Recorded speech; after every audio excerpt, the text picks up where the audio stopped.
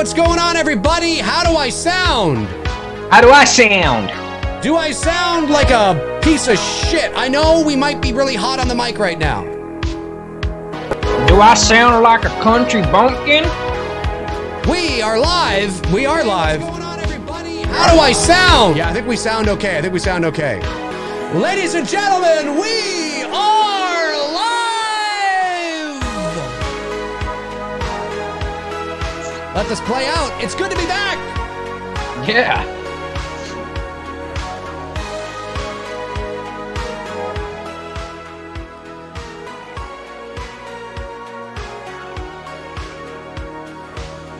It's good to be back. We are back, ladies and gentlemen. We are and back. It's bitches. It's good to be back. This is episode 92 of Two Dudes and Some Bullshit. I'm Dave McRae from Toronto, Canada, the VoiceMann Studios in Toronto. He's Tony Michael in Atlanta, Georgia. And tonight... For now. I know. We're going to check Tony's audio here in a second. Tonight we are watching one of the greatest Christmas movies of all time, Halloween 2 ever, really, at the end of the day. There's so many... Look, if Die Hard's a Christmas movie, Halloween 2 is fucking... is 12 days of Christmas, okay? It is the horror movie to Christmas of, like, It's a Wonderful Life to the... Halloween 2 from ever, right? Really, at the end of the day. Would we say that that's what Halloween 2 is? Look, yes. Sorry, if you hear a bit of feedback there, I was checking the audio, make sure everything's okay. You know what? I think you're right, Tony. I think you're right. I think this is probably one of my favorite Christmas movies of all time. I said that to somebody the other day. I said, we're doing Halloween 2 on Two Dudes. He's like, and I said, it's one of the greatest Christmas movies of all time. And he's like, are you serious? I was like, no, of course I'm not. Of course, we're always serious. Of course, yeah. It's funny, but this is going to be a lot of fun. We apologize for being away for quite some time. Tony and I have been very, very busy. Obviously, I was shooting a movie in the last week of November, and I was in pre-production for 3 months prior to that. And then Tony and I were hoping to have more of a Halloween month in October. That didn't happen. We were hoping to have more of a Christmas month in December. That didn't happen. We just were all over the place in terms of our schedules. There were some Mondays where I was available, but Tony wasn't. Some Mondays where he was available, but I wasn't. Wait, did I just say that twice? Anyway, the reversal of what I just said. And it was tricky. It was hard to get it back. And since the shooting of the movie, it's me, Billy. We have been deep into post-production. The movie is being assembled as we speak. The official teaser trailer is dropping this Thursday. Good, guys. The official teaser trailer is dropping, and there are a few people who will remain nameless at the moment. Well, except for Tony, because he's my brother from another mother. But of course, in like anything in this regard, there are a few people that have already seen it. This isn't arbitrarily done. There's specific people that we want to see it first. And Tony was somebody who saw it a little while ago. And Tony, without giving anything away, what'd you think? I mean, it's like I said, this should, like I said, with what you just did, I fucking can't talk. What you just did. Sorry, go ahead. And what's his name did over there with Never Hike in the Snow. Vince, thank you. This, I truly believe, is paving the way for the future of filmmaking and online filmmaking with independent filmmakers. And I truly believe with what I saw, on the quality level of what I saw, there won't be really much of a need for Hollywood going in the future. I mean, I'm just saying, because, and let me explain why that is that, when Dave goes into a project like It's Me, Billy, he's putting his heart and soul into the project. Same thing with Vince. These guys are knowledgeable to the IP. They're not in it just trying to put their name on a credit and, a check mark, off the list of, trying to progress in their career. These are people who are passionate about the product itself. It's kind of like the guys over there at Cobra Kai, and that's why Cobra Kai has done so well. Those are guys who are really passionate about the Karate Kid franchise and did it right. and myself, with what I want to do with Friday the 13th, part 2, and when you have people doing it for passion and not doing it to make a buck, and even at the end of the day, we all like to earn money from doing it. You put out such a better product because you're putting everything into it, and what the fans want. The fans are not looking for some woke female fucking bullshit. I'm Spice Girl, all power, call it Black Christmas. What the fuck did I just watch nonsense? Blumhouse. Mm-hmm. Anyways, well, but seriously, from it's like I said to him when I saw it, it's like I'm watching something out of A24. It's that gritty, independent film. It looks like film, like how my photos are digital, but like they look like film because it's how I post-process it. I want to give it that aesthetic look, even though it is digital. And that's what I really liked about it. I looked at all the little things in there and I'm like, yeah, they nailed it. They got it just right. So I think for those of you who were wondering when you contributed into this, when Dave was doing his fundraiser, what the payoff was going to be, yeah, you're going to be rewarded. Appreciate you saying that. Yeah, we worked really hard, and obviously it's not just me. It's Bruce. It's my, best friend of nearly 30 years, my partner in crime. And it's everybody on the team. It's our DP, Greg Bennett, our PA, Emma Tooth, our right down to our key grip and our, gaffer and our electrics and grips, down to our actresses, down to, it's everybody. We all were firing on all cylinders. Our first and second AC, our first AC, Jacqueline DeBacco, who was pulling focus. And AC is what, for the people who don't know? First AC is first assistant camera. So Jacqueline DeBacco was our first assistant camera. Dylan Lobo was our second assistant camera. And they worked directly with Greg, our DP.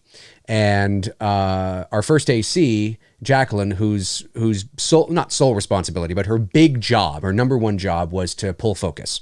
So it's to make sure that everything is in focus when we are shooting, wherever we're shooting, whether it's on the Ronin, whether it's going upstairs, downstairs, whether it's moving shots, still shots, she has to pull focus. And it was really, she's great at her job. She's very experienced, and she's a gigantic Black Christmas fan. And that just happened to be that way.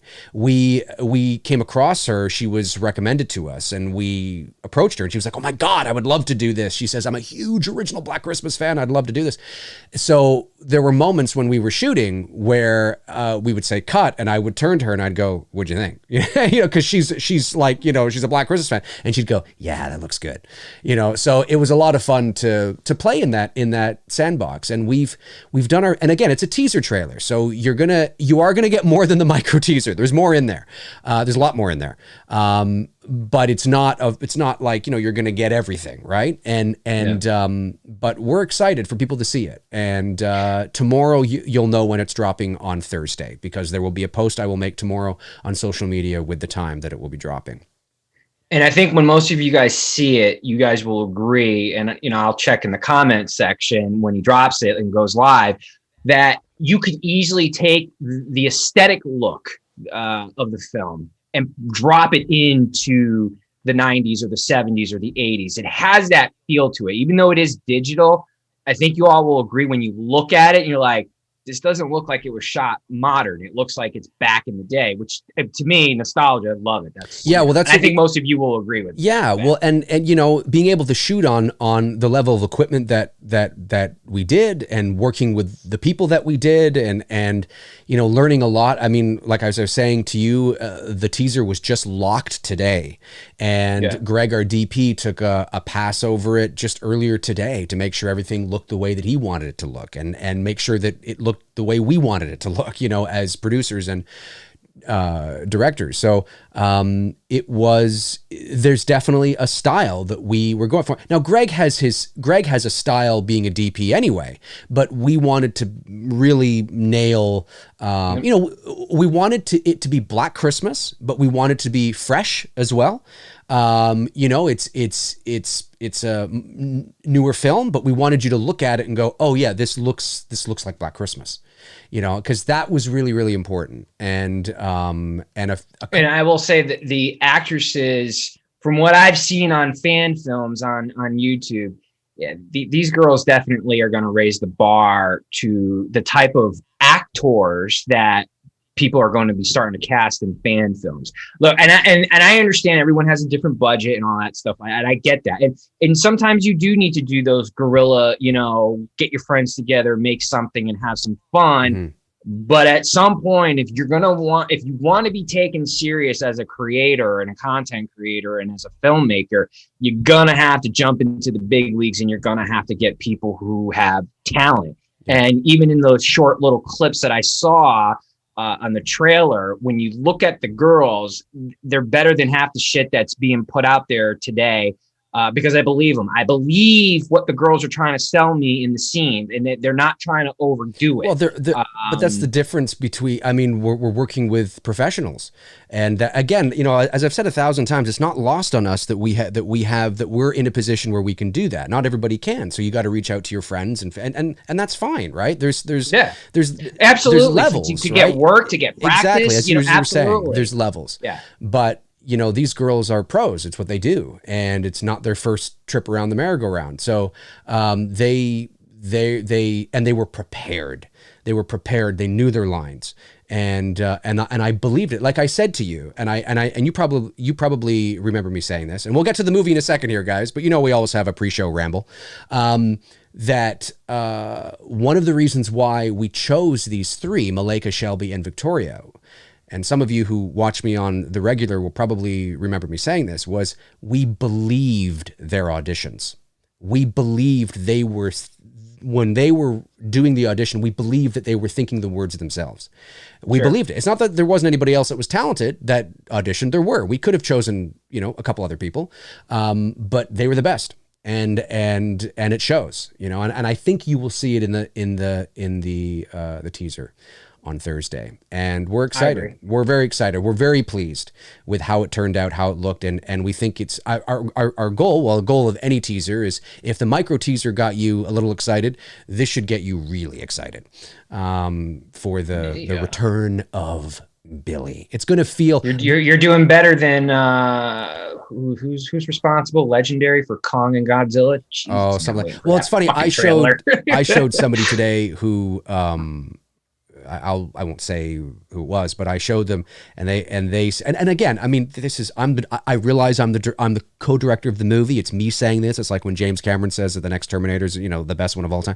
I get that, you get to judge it yourself, obviously, but the person that I reached out to today had some very nice things, and not everybody's going to like it. There's probably going to be some people that are going to watch and go, no, I don't like this.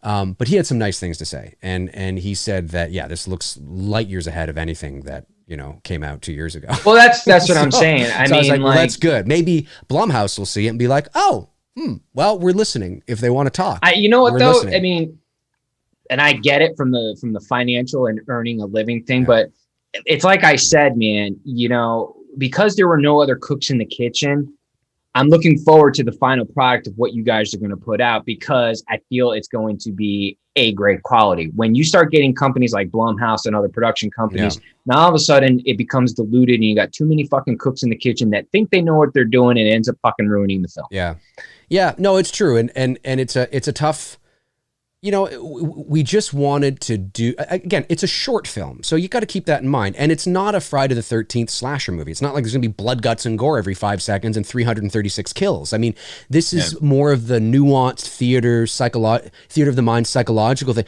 We're telling a story. We're telling the next chapter in the Black Christmas story. And we're doing it in about, give or take 30 minutes, right? And it's the next chapter, and we have to do that. So there's setup, there's exposition, there's, what's been going on. And, I've told people we do answer questions, but we create new ones, and that's on purpose, so it's, we're excited. We're excited to do it. And, good shit. Yeah, it's going to be awesome. It's going to be really, really fun, to see people's reaction on Thursday. I feel like it's so funny. We've taken this so seriously, and we've done it to the best of our abilities, that even though it's not an official sequel, working on this project, it feels like the responsibility we feel and the pressure we feel. You treated it like it was. Yes, because we feel the expectation. We feel the pressure. We know the money that we've raised. We know the expectations that people have. We feel that we want to deliver something that can make Black Christmas fans proud, and go, Exactly. now that's the direction I think they should have gone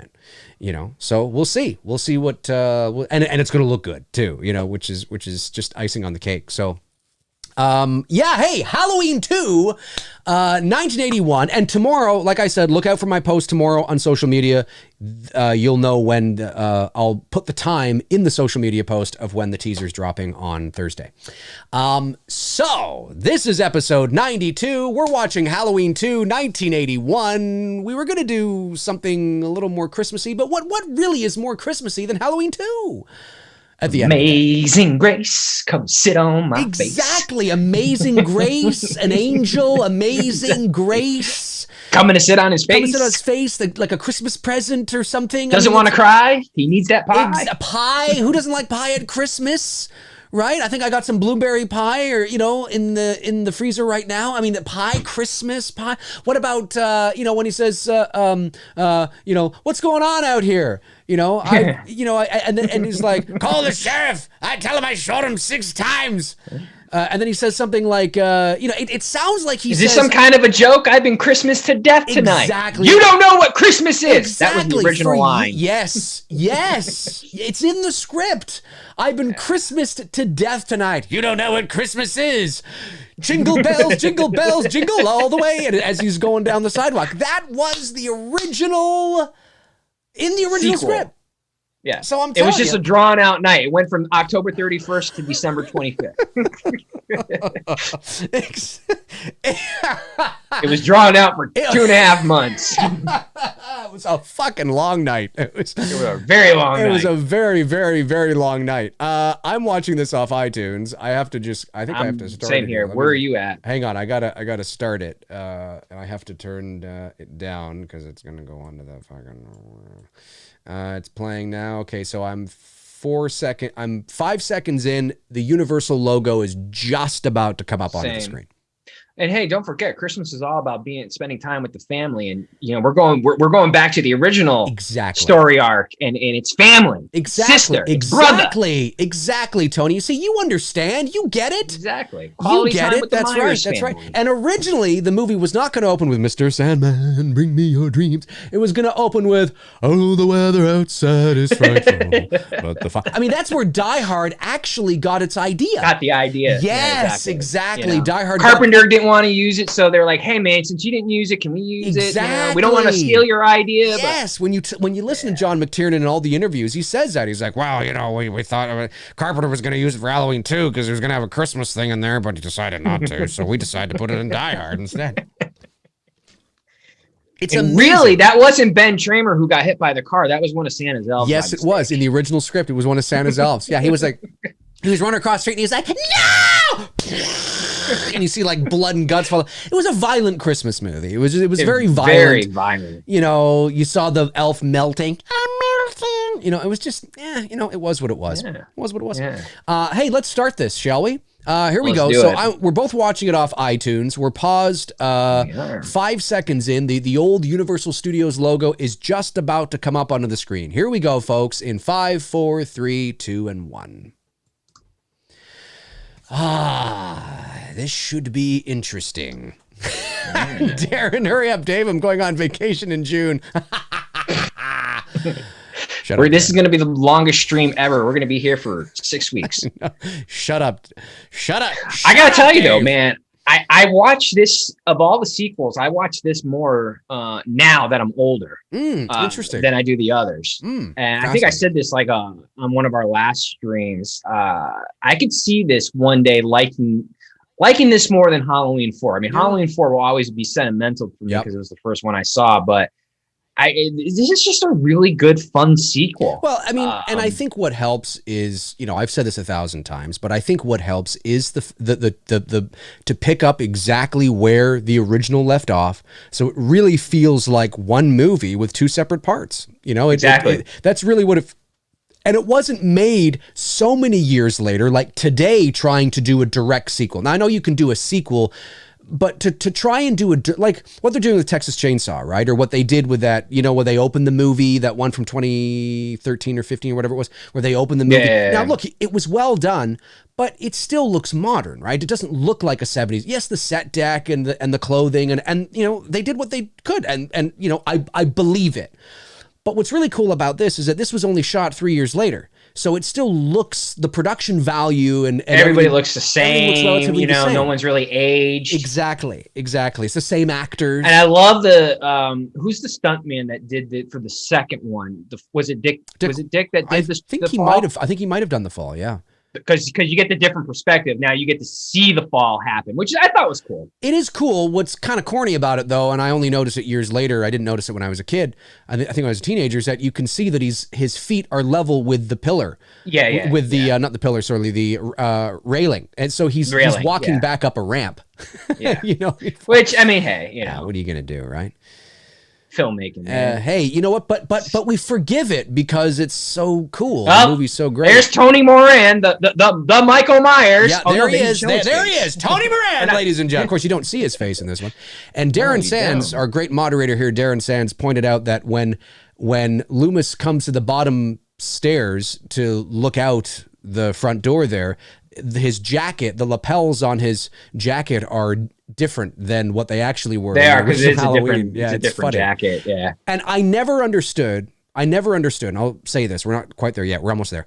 I never understood why they needed this massive snow angel imprint in the grass for Michael. It looks hilarious. For someone who probably looks like he weighs 150 pounds, he's not leaving that type of an imprint. And he wasn't lying there long enough for an imprint to be there. You'd have to be lying there for hours. And there was more dirt on the ground in the original one, yeah, too, right? That's right. Yeah. But you'd have to be lying there. Because they shot it at a different location, silly right? That looks. Yeah, that looks so silly. And it would be more effective. It would have been more effective if when he came to the door, he looked out, he didn't see anything. It's just grass. He goes over and he does what he's doing right now. He kneels down. You don't see any imprint. He just kneels down, puts his hand down.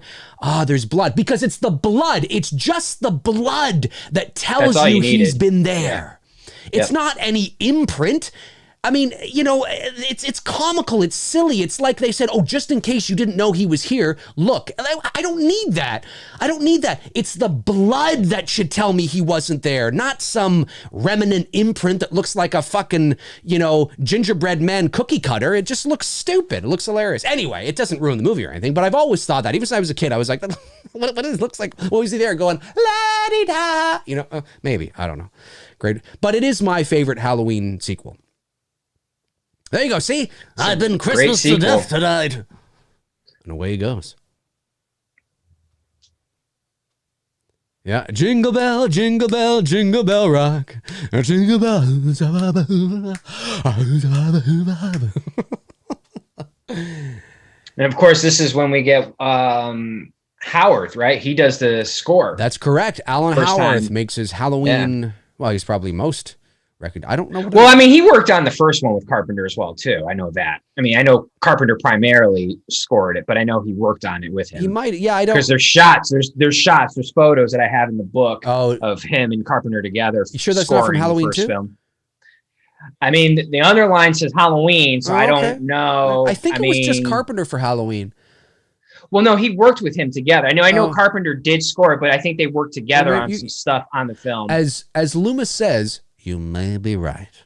Well, it was cool. Speaking of the score, and I know I've said this before, but it was so cool. When I had dinner with Mickey Yablans and his wife in Los Angeles last year, it was so cool when he came down the stairs. I think we had just finished. No, it was just before dinner or just after dinner. He'd come downstairs, and I showed photos, and there's a video on my channel if you haven't seen it. And he brings out an original. Now, this is Mickey Yablans. It's the son of Irwin. Mickey played Richie in the original Halloween, the one that trips Tommy and causes him to break his pumpkin. Anyway, so it's not like this is fake. He comes down the stairs and he's got a box with an original reel, an original recording of John Carpenter's Halloween. And that's what I have on the vinyl. It's the original, like pressing. Oh yeah, of but what this that was they recorded back then. Yeah, so it would have been from this. I mean, this was the reel that they recorded him on. Like this is the original record. It's not vinyl. It's a reel to reel, recording. Right. It's what they recorded in the studio before they sent it out. Yeah, 100%. And I said, "Are you serious?" He's like, "Yeah." And he showed me an original shot list as well, which was amazing. I took photos of it, and I gave him Fright Rags. Is it Fright Rags? I think it was Fright Rags when they had the Halloween playing cards, and I got them, and there's one with him on it as Richie. So I brought it to LA and I put it in a case and I gave it to him. And he's like, "This is fucking great." He's like, "I didn't know I had my own card." And I was like, "Oh, you do now." So I gave it to him, and he also gave me a comic as well that he was a part of, Halloween comic. And such a nice family. They're so nice and so the Yablans. Yeah, so sweet to have us over, and really, really cool. He's a funny dude. Mickey is a fun. If he ever sees this, Mickey, I love you. You are hilarious. You are funny, charming, a great host. Him and his wife, Isabel, I think it is. Isabella or Isabel, I think. One of the two. Just great hosts and just amazing. So yeah, it was really, really cool. And I was like, wow, maybe I could take this with me home. And he's like, no.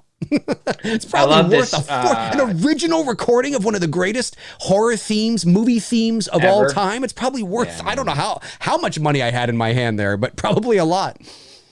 I love this opening shot sequence of walking through the back alleyway of Haddonfield. Yes. Showing us a little bit more of the small town. Yep, I agree. Vibe. And if you walk in any type of, like in Georgia here, any type of small town, neighborhood, that's what it fucking looks like. That's what I really like, how they were able to nail that aesthetic look, minus the fact that the trees are green. Yes. Yeah, I know. Well, see, that's the thing though. See, at night you can forgive it because it's dark. Sure. It's night. That's right. Yeah. And it's during the day. Like somebody asked me, do you think they'll shoot Halloween Ends? I shot him 6 times. It's Christmas, damn it. I'm drunk. See, and I shot the lights on the car are red. Red. See, Christmas. I'm telling you. This is a fucking Christmas movie, whether you guys want to admit it or not. Okay. Exactly. If you listen really carefully, you can hear Santa's sleigh bells. But you got to listen really carefully. You want mayonnaise on your sandwich? It's just under that. When she goes, that's what it is. Sorry, go ahead. Oh yeah, the L-Rods. Yeah. The L-Rods. What was I going to say? I was going to say something. I forget now. Fuck. What a shock. Dave forgets. Mrs. Elrod, there she is, looking sexy. In her pink bathrobe. Mrs. Elrod's a fucking He fox. is just knocked the fuck out. Mr. Elrod's Elrod is a fox. Why doesn't Mrs. Elrod get more? She's a fox, man. Come on. I'm telling you. Jennifer Love Hewitt or Mrs. Elrod, I'm going Elrod any day of the week. Absolutely. She could bake us Christmas cookies, is what she could do. Of course, Mr. and Mrs. Elrod, the actual actors who played them, I'm sure are long dead. I'd be shocked if they were still alive. That ham sandwich actually looks really good. It does. I haven't had a ham Mayo sandwich and mustard on it. Quite a while. Darren just says that ham looks like shit. Maybe it's because I haven't had a ham sandwich in a while, and I'm like, I could go for a ham sandwich right now. That's funny. Poor Dick Warlock, man, having to wear them freaking lifts.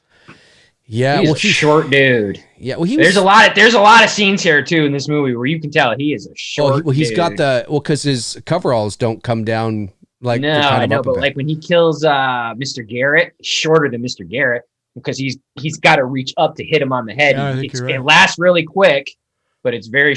You can tell he's shorter than him. Now this is one of the extra scenes that were shot here. He's walking. Yeah. You can tell he's not a tall dude. No, this is one of which is fine. I don't need him to be. No, but I totally look at him here and I can believe that he's the same man that was in the original as Nick. Absolutely. Yeah, I will say I liked his walk on that transition from out of Elrod's house into Alice's It was nice house here. Yes. Very. I don't know why he didn't stick with it. He was a little bit more loose, but of course they shoot movies out of sync with him. Maybe he found his groove. Well, what's funny is shot, but when you watch him, he's gliding. If I'm not mistaken, I believe this scene, if I'm not mistaken, was perhaps directed by Carpenter. It was certainly, I believe, written by him. It was the extra that was added in because there wasn't they needed an extra kill or an extra. That's why this makes really no sense. You know, he sees her. I mean, it's just opportunistic, right? Which is what he is. But it's what just would have been nice is if maybe she even mentioned like Annie or Linda or Lori, like maybe to connect her, like she's a friend of theirs. Yeah, you know what I mean? Perhaps, something. You know, a casual line. You know what I mean? Yeah. A throwaway line that connects her to them. So it's like, oh, okay, so because you know she's about the same age as the girl, so you would expect that she would know them. Yeah, I think she might be a little older. I love when he goes, just to repeat. I don't think he says it, but 3 people are dead tonight. He says it so casually and calm. Oh, okay. But this is good though, and they don't rack focus to him. I really love that. They don't pull focus. Whoever their focus puller was they were like, no, we're not going to do it. We're going to keep him out of focus, which is great. I like that kind of thing. And it's again, I can get behind this scene in general. I think it's a good scene with suspense. I don't think there's really anything wrong with it. The only thing I really don't like, even the blood on the neck, fine. You know, I get it's a sequel. The eyes.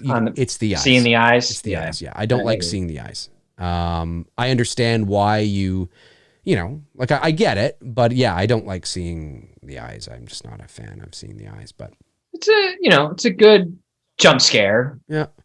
But yeah, I agree. Yeah, it's a unnecessary. bit too close on the or eyes. the eye, I guess. I guess it's just one eye. But I agree with you. That walk from the Elrod house to her house, I always was one of his best walks. It is. If he had stuck with that, and it's not bad. Now maybe the other one where he nailed it too, where he coming up later in the film is when Jamie Lee Curtis is outside banging on the door and he's walking to her. That's a great walk. He's nailed it big time. But then there's like when he's walking down the stairs, he's all like.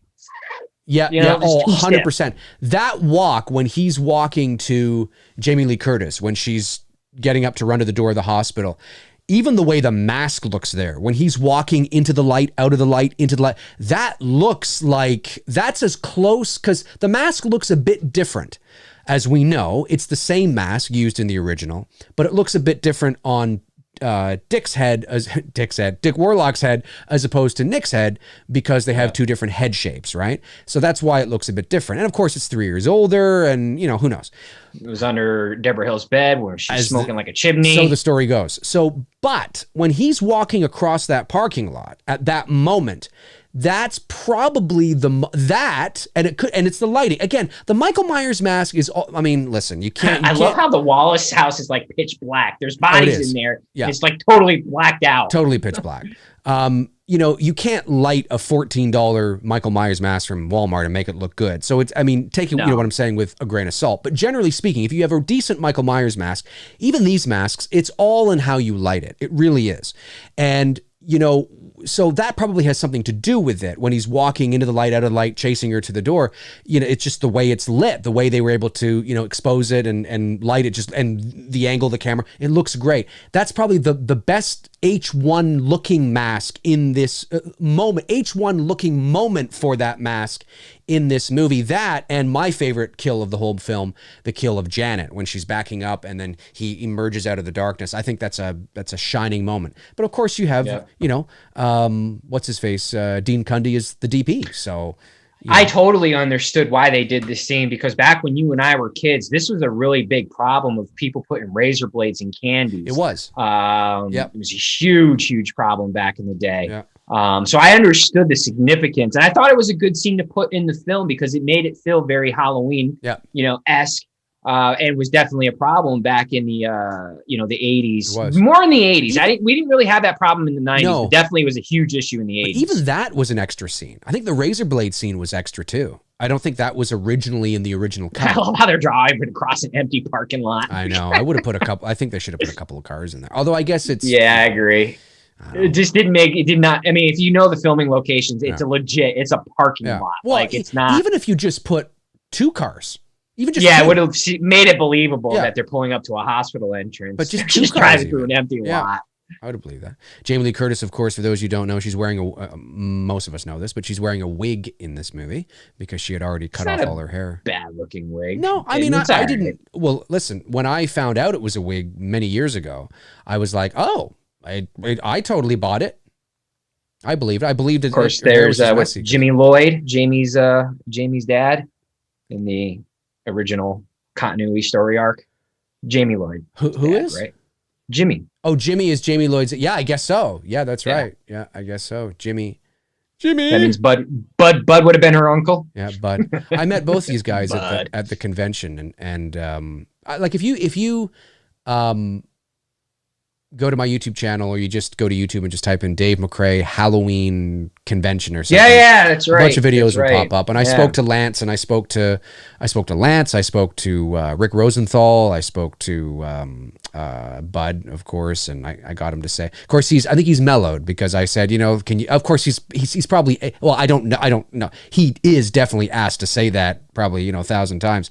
Amazing Grace comes out of my face, but he didn't say it. It's one of them iconic lines in the Halloween So franchise. I said, can you say it? And he goes, well, I'll stop short. So he goes, Amazing Grace, come sit on, or whatever. And then he just kind of stopped, and I was like, all right, that'll do. Fucking, oh, fuck you, son of a... No, but I guess, he's older, and he doesn't, he probably feels weird saying it now, he's got to be in his 60s at least. But nonetheless, this is, I think this movie is inferior to the original for a variety of reasons, but there's a lot of things in this movie I really like. And, there's things. Good kills. Yeah. As far as kills go, I love the idea of a horror movie taking place at, although it's not abandoned, for all intents and purposes, an abandoned hospital or whatever. It's not abandoned, obviously, but it's almost abandoned. I mean, it's so quiet. I love that. Being able film being shot at night, I like too. Yeah. That's another aesthetic look that I like. Keeping it all the same night, building on the mythology of, I like that they were building on the mythology of paganism and Samhain and brought that into it. Now, obviously that starts to open things up a little bit and give you ideas of, but if they had kept it there, it's still, what Dr. Loomis does is he gives you, throughout the movie, he gives you little tidbits of, that kind of stuff, right? But he's doing it in 101 fashion, just really basic stuff that you can store in your brain and kind of go, oh yeah, because I guess that is where Halloween comes from, and it was actually this, and this is how it evolved over the years, and and it's kind of cool. If they had left it at that and hadn't gone then the brother-sister route, that's kind of, because you still keep the mystery there. Like you open up a little bit, kind of like, oh, is there something, maybe it's connected to some sort of ancient something, or okay, that's kind of cool, but they don't go beyond it. They don't just, they just kind of plant it there as an idea, but they don't dive into it. And this is where I begin to become confused on the Halloween night timeline. So it's supposed to be the same night, but kids are still trick-or-treating, so it can't be super late. That's you know what I mean? That's true. Even though when we were kids, we would trick or treat up until 10, 11 o'clock at night. He was going to fucking shoot a Christmas elf. Oh! Sorry, Ben. You will not be in any more Halloween films. Yes. It's great. So that's where, again, you see the people starting to gather around behind them. You see kids trick or treating. Yeah. So parking, getting high. The original Halloween, it isn't as late as we think it is, even though I think by the time they're done in the first film, it's 11 o'clock at fucking night. Right. Tommy and Lindsay are done. They're not out there trick-or-treating. But when Halloween 2 picks up, now you got to believe, and it's not that it's not believable, but you've got to basically put the original Halloween ending somewhere maybe 7 o'clock? Yeah. Ish. Yeah, and that's probably the case. 8 o'clock-ish, maybe? Well, no, I think that's maybe the case. 8. I don't think the original, I don't believe, listen, there's this weird cut in the original. Is there any clocks in the original Halloween? Is there any clocks on the wall? Well, there's a clock at the only clock I can remember is at the very beginning with the POV shot. As Michael's I meant in the in any the Wallace house or the Doyle house. I'm not sure, but I wouldn't trust them anyway. But here's the thing: is that there's one cut in the original Halloween that is weird, and it's when they're driving. They're driving from Laurie's place. They see it's sunny. They see it's sunny, and all of a sudden it's dark. And its sun is setting. I should say the sun is setting. That is true, but then it's suddenly dark, and it causes one to believe that the trip was lengthy period of long time, trip. maybe an hour. Like, where are they going? How big is this town, right? So I think it leads people to believe then that it's later than it is. And because you see a fleeting kid every now and then, but it's dark, it's moody, it's atmospheric. I think maybe then that they don't, there's this idea that it's late, you know, and then when she goes outside and crosses, it's got to be like midnight or something, or like 11:30, and I don't necessarily think that's what it is. However, we also have to remember too that it was only supposed to be that one movie. They were never going to do another one.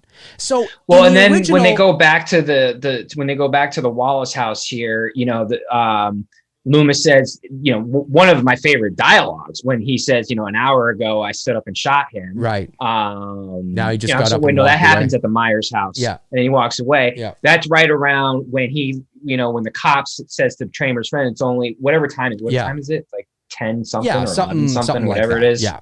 I don't remember off the top of my head. So it's hard to pinpoint where the first one ends and where exactly are we picking up? Are we like, when all this is going on, are we like when Loomis and the sheriff are driving around, are we just like, I mean, yes, we are led to believe this is minutes after Loomis shooting him. So it's like probably 8 o'clock, you know? Yeah. And I think, but I think the reason why it's confusing is because in the original movie, like I said, there was never going to be a sequel. So they made it feel later, like when Laurie's crossing the street, it's darker, you just hear that dog, there's nobody around.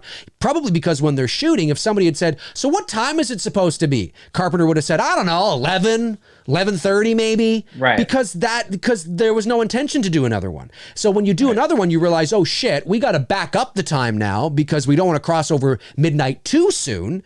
So we got to back it up a little bit. And that's why it kind of feels a little disjointed in terms of time. And that's right. Just, and they're saying in the chat, it's a little after 11, which really I'm like, okay, if it's a little after 11, he shot him an hour ago. So he shot him at 10. Yeah. There's a lot of kids out to be trick-or-treating at 10 o'clock. Yeah. That's a lot of kids. Yeah. Oh, I mean, sure. However, yeah, and of course, the vast majority of this movie takes place. Oh, yeah, here comes. Of course, I mean it's Hollywood. Here comes it's the blink. nitpicking. Here comes the eye moving. The eye movement, right there. There it is. There's the eyes moving. Yeah. She's not dead. She is. Is Annie gonna come? Is Annie gonna come back in Halloween Kills? You know, I think they should have. I think that Nancy right there, Loomis gonna reprise her role because of that eye movement. Yes, that right there is evidence, ladies and gentlemen, that Annie Brackett is alive, and I think Maybe they she's should. Michael. Well, you know what? Maybe they'd be shocked. Maybe they've dated. Maybe Annie and Michael dated. Had a kid. Yeah, because maybe she just got so attracted. What's that thing where you get attracted to your victim or your killer? What is that called? Like the chicks that were attracted to Bundy? Yeah. What's that called? Chat room. What's that called when you are attracted to your killer? Yeah. Crazy as well. But there's a psychological there's a term for it. Yeah. There's a proper wording. Yeah. Somebody in the chat will know. They're all looking it up right now. They're Googling it right now. I love this line. Conscious or even Stockholm, that's it. Even remotely human. An hour ago. I'm telling you about the real possibility that he's still out there. It's a great line. It is a great line. And I think they should bring back Mr. Hunt here. I think bring him back. Absolutely. Yeah, shave his head, give him tons of tattoos, make him a deadbeat dad, and just bring him back. Why all those other things? I don't know. Just make him a little more richer of a character. And again, this setting as well too, you know, the little downtown area, very, very realistic when you're thinking of a small Midwest country 100% farm town, you know, because I live in this type of area. And I was like, nicely done for those type of aesthetic looks. And this is the boy with the ghetto blaster. That's Warlock's kid. It's Dick Warlock's son. Yep, that's right. Yeah. Pamela Shoop here. I met the nurse at the convention. She's like, well, as do some ladies as they get older and their hair turns gray. She's dyed her hair completely blonde. So my mom did that too when she got older. A lot of women do that as they get older. It looks good on her. She looks good, you know, for her age. I think she looks great. But you know who looks fucking great? Because she finally came out of the woodwork. Elizabeth Shue, man. She did the Karate Kid reunion. Is she going to be in season 3 of Cobra Kai? I mean, look, she's in the reunion panel with all of them, and I'm like, you know what? thinking here. I think they're keeping it a secret. I think so. Maybe at the end, No, I think it's going to be.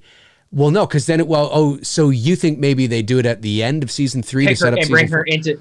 Well, yeah, because I think when they're bringing in Tamlin, who plays Kumiko, I always fuck up her name. She's my favorite love interest. Right. From Karate Kid 2. Yeah. I think they want to make sure that to have her and Allie so close to each other, it might ruin the moment. Right. You know what I mean? So I think they might want to focus in on the reunion of Daniel and Kumiko, how you ever say her name. Yeah. And then bring Allie in more towards the end, leaving it for season 4. Right. Which I would be totally cool with that. Or maybe they're going to drop the bomb in the first episode. That'd be fucking wild. That too. But the season Chosen coming back, I'm all fucking in, man. When I saw that shit, I'm like, I am all in. Yeah, I can't wait to see it. He's my favorite villain. Oh, he knows how to go. Opponent and Daniel. How does Michael know to go to the hospital? Well, because he heard it on the Ghetto Blaster. I got that sign right up there. And there's the sign saying the Haddonfield Hospital this way. And the hospital where I live is literally pointing that way. But here's my question. Were there other signs pointing to the... Well, I guess, yeah, there are, I guess, because there are always signs like an H sign or whatever pointing you to the hospital. Because I was just laughing. What if there were no more signs? There was just that sign. He walks around the corner and he's like, oh, now where do I go? He doesn't make it to the hospital. The entire movie changes from that point. Exactly. Michael Myers. But no, I mean, what I was starting to say, she looks fucking great. But Tamlin looks fucking great too, man. Both of the actresses who play Daniel's love interest, they look great. Yeah. Hoping Daniel taps that Okinawan ass, cheats on his wife. Get it, boy. 3 people are dead tonight. It's the way he says it. Just to recap. 3 people are. It's just dead that tonight. Very 70s news. Well, it's like how when news was news or something. And they had everybody back and like, you know who does a great mock of it? You ever seen that episode of Cheers when you ever seen that TV show Hunter back in the day? Oh yes. Okay. Yep. So that dude who plays Hunter, I can't remember his name. He's a big guy. He made some guest appearance on Cheers. Yeah, he was a sports broadcaster. Yeah. And he would get into that like, this is and That's we are funny. broadcasting live. Like how news reporters did back in the day. Right. I got you. Yeah. Oh yeah. There's, Mr. Garrett. The term in voiceover is Ronnie Radio. They call those guys. Ronnie Radio. Ronnie Radio. But yeah, it just sounds like he's 3 people are dead tonight. Just the way it is. It's because he's whispering and he's very quiet. It's like he's soothing. It's like he's trying to say. Well, you could say, well, he just doesn't want to alarm people, right? I'd rather him just say, 3 people are dead tonight in Haddonfield. We're trying to figure out the situation, rather than just 3 people are dead tonight. It's very sad. Of course, Bud's there with his roach clip, smoking that weed in the break room. Oh, he is. Yeah. He is. 6 months and going strong. Haven't touched it. Good for you. Yeah. Good for you. Halloween decorations, little pumpkin there. Jimmy is feeling the teen angst right now. He wants to... Absolutely. He wants to be with Lori. Oh, he's got blue balls like crazy right now. Like crazy. He's crazy. I need to reproduce with this woman now so that we can have a little girl and she can become fucked up in the head later on in life. Imagine that's what he says when he goes over to the table and he tells Bud off. Imagine he goes over and he puts his hands down. Puts his hands down. He's like, I need to reproduce with this chick right now because we need to have a kid named Jamie Lloyd. And she becomes mentally unstable in 10 years from now and attacks her stepmother. That's it. That's what happens. That's what happens. And folks, thank you for the super chats, by the way. We will get to them. We're going to get to them after the movie. So really appreciate it. But that's why we're not answering them yet. We decided that that's the best way to go, rather than, because we want to focus on the movie too. And sometimes when we answer them during the show, we get off on all these tangents and the movie kind of falls by the wayside. So don't make me cry. Look at him right now. He's like, I need your pie. Here he goes. Listen, I have blue balls and I need to reproduce with this fucking woman, okay? I need to reproduce with her right now. She's down there, okay? I'm going down there. Are you going to go down there? Because if you're not going to do it, I'm going to do it. Exactly. We love you, Danielle Harris. Yeah. He totally wants her. Hey, did you were you able to see at all up in your area, the merger of Saturn and Jupiter? At least go out and look at it and see it, or no?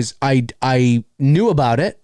I totally forgot about it because I was neck deep into finalizing the teaser trailer. Yeah. It was pretty cool. I mean, I saw the Instagram post you posted. It looked amazing. Yeah. That's fucking cool. It's pretty cool. Yeah. I'm sure there's some. Of course, Michael walking down the stairs. Yeah, this is a classic POV shot. He's coming down. He falls. And then all you hear is,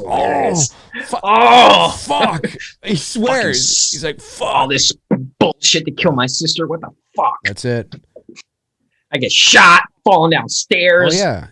He's got bullets in him right now. Pamela Shoop. She was cute. My favorite nurse, though, is... the blonde? Yeah, where he sticks her up the butt with his butt. finger and lifts her off the ground. Actually does that. Yeah, that's why she's like, woo! I would say that out of all of them, I would say, because I'm partial to brunettes, I would say that, yeah, I like the blonde. Probably Janet. I'd probably go with Janet. Janet was cute. And she's cute too, but yeah, Janet. They're not, there's nobody that's unattractive or anything. No, but blonde would definitely be my fave.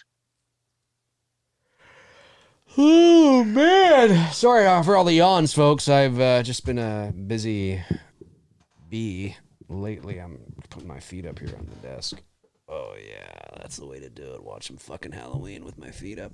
Look at that witch. I never noticed that witch before. Look at Michael. I like yeah, no, just right. walks in the background like it's nobody's fucking business. Of course, there's here's some exposition. Jimmy trying to lay some lines on Lori to totally trying that ass in the hospital bed. He is. He wants her now. He wants to role play, play doctor nurse with her. He does. He totally does. Yeah, he wants her. Dr. So bad Lloyd, right now. and don't you forget it. And like I said, folks, there are people that will say that no, you can't remove the brother sister thing from this movie, the reveal, because it would change everything. And it wouldn't. And the reason why it wouldn't is because and I've said this before, but I'll say it again because we're watching Halloween 2, so it makes sense. We actually never see Laurie Strode. We never see her character discover that she's the sister of Michael Myers. Loomis finds out. No, she has the dreams. Well, yes, and you could say that, well, it's in her, she just knows. And no, I think she's more, the dream is her subconscious trying to tell her something. There's suppressed memories that she has, but she doesn't necessarily wake up with that epiphany. She's not connecting the two. No, exactly. And when Loomis gets to the end, when the movie ends, we never get that payoff. We never see Laurie's finding out. So all you'd have to do is change a bit of the dialogue in the back of the marshal's car to something more about witches and goblins and sticking it to paganism a bit more, and then make the dream she has here not about the suppressed memories of Michael Myers or anything that she has because she's related to him, which is cool in and of itself. I get why there's an attraction to it. You could have just had her dreaming about what just happened to her. She falls asleep and then we see fast images of her in the closet with him breaking through, or whatever the case is, right? Just fast cut clips from the original movie, moments of danger, and that's all you have to do, and the rest of the movie can play out the same. The rest of the movie can play out the same. Now I know, and I'm noticing Laurie's fiddling with her hair after Jimmy got kicked out of the room. So I'm thinking Laurie was feeling that moment and got interrupted. Laurie was about to get her booty on. Right. That's why she's fondling her hair. Right. And she's looking at the nurse saying, "You bitch, you just cock blocked me." Yeah. Oh, he's fucking pissed. Jimmy, out. Come on.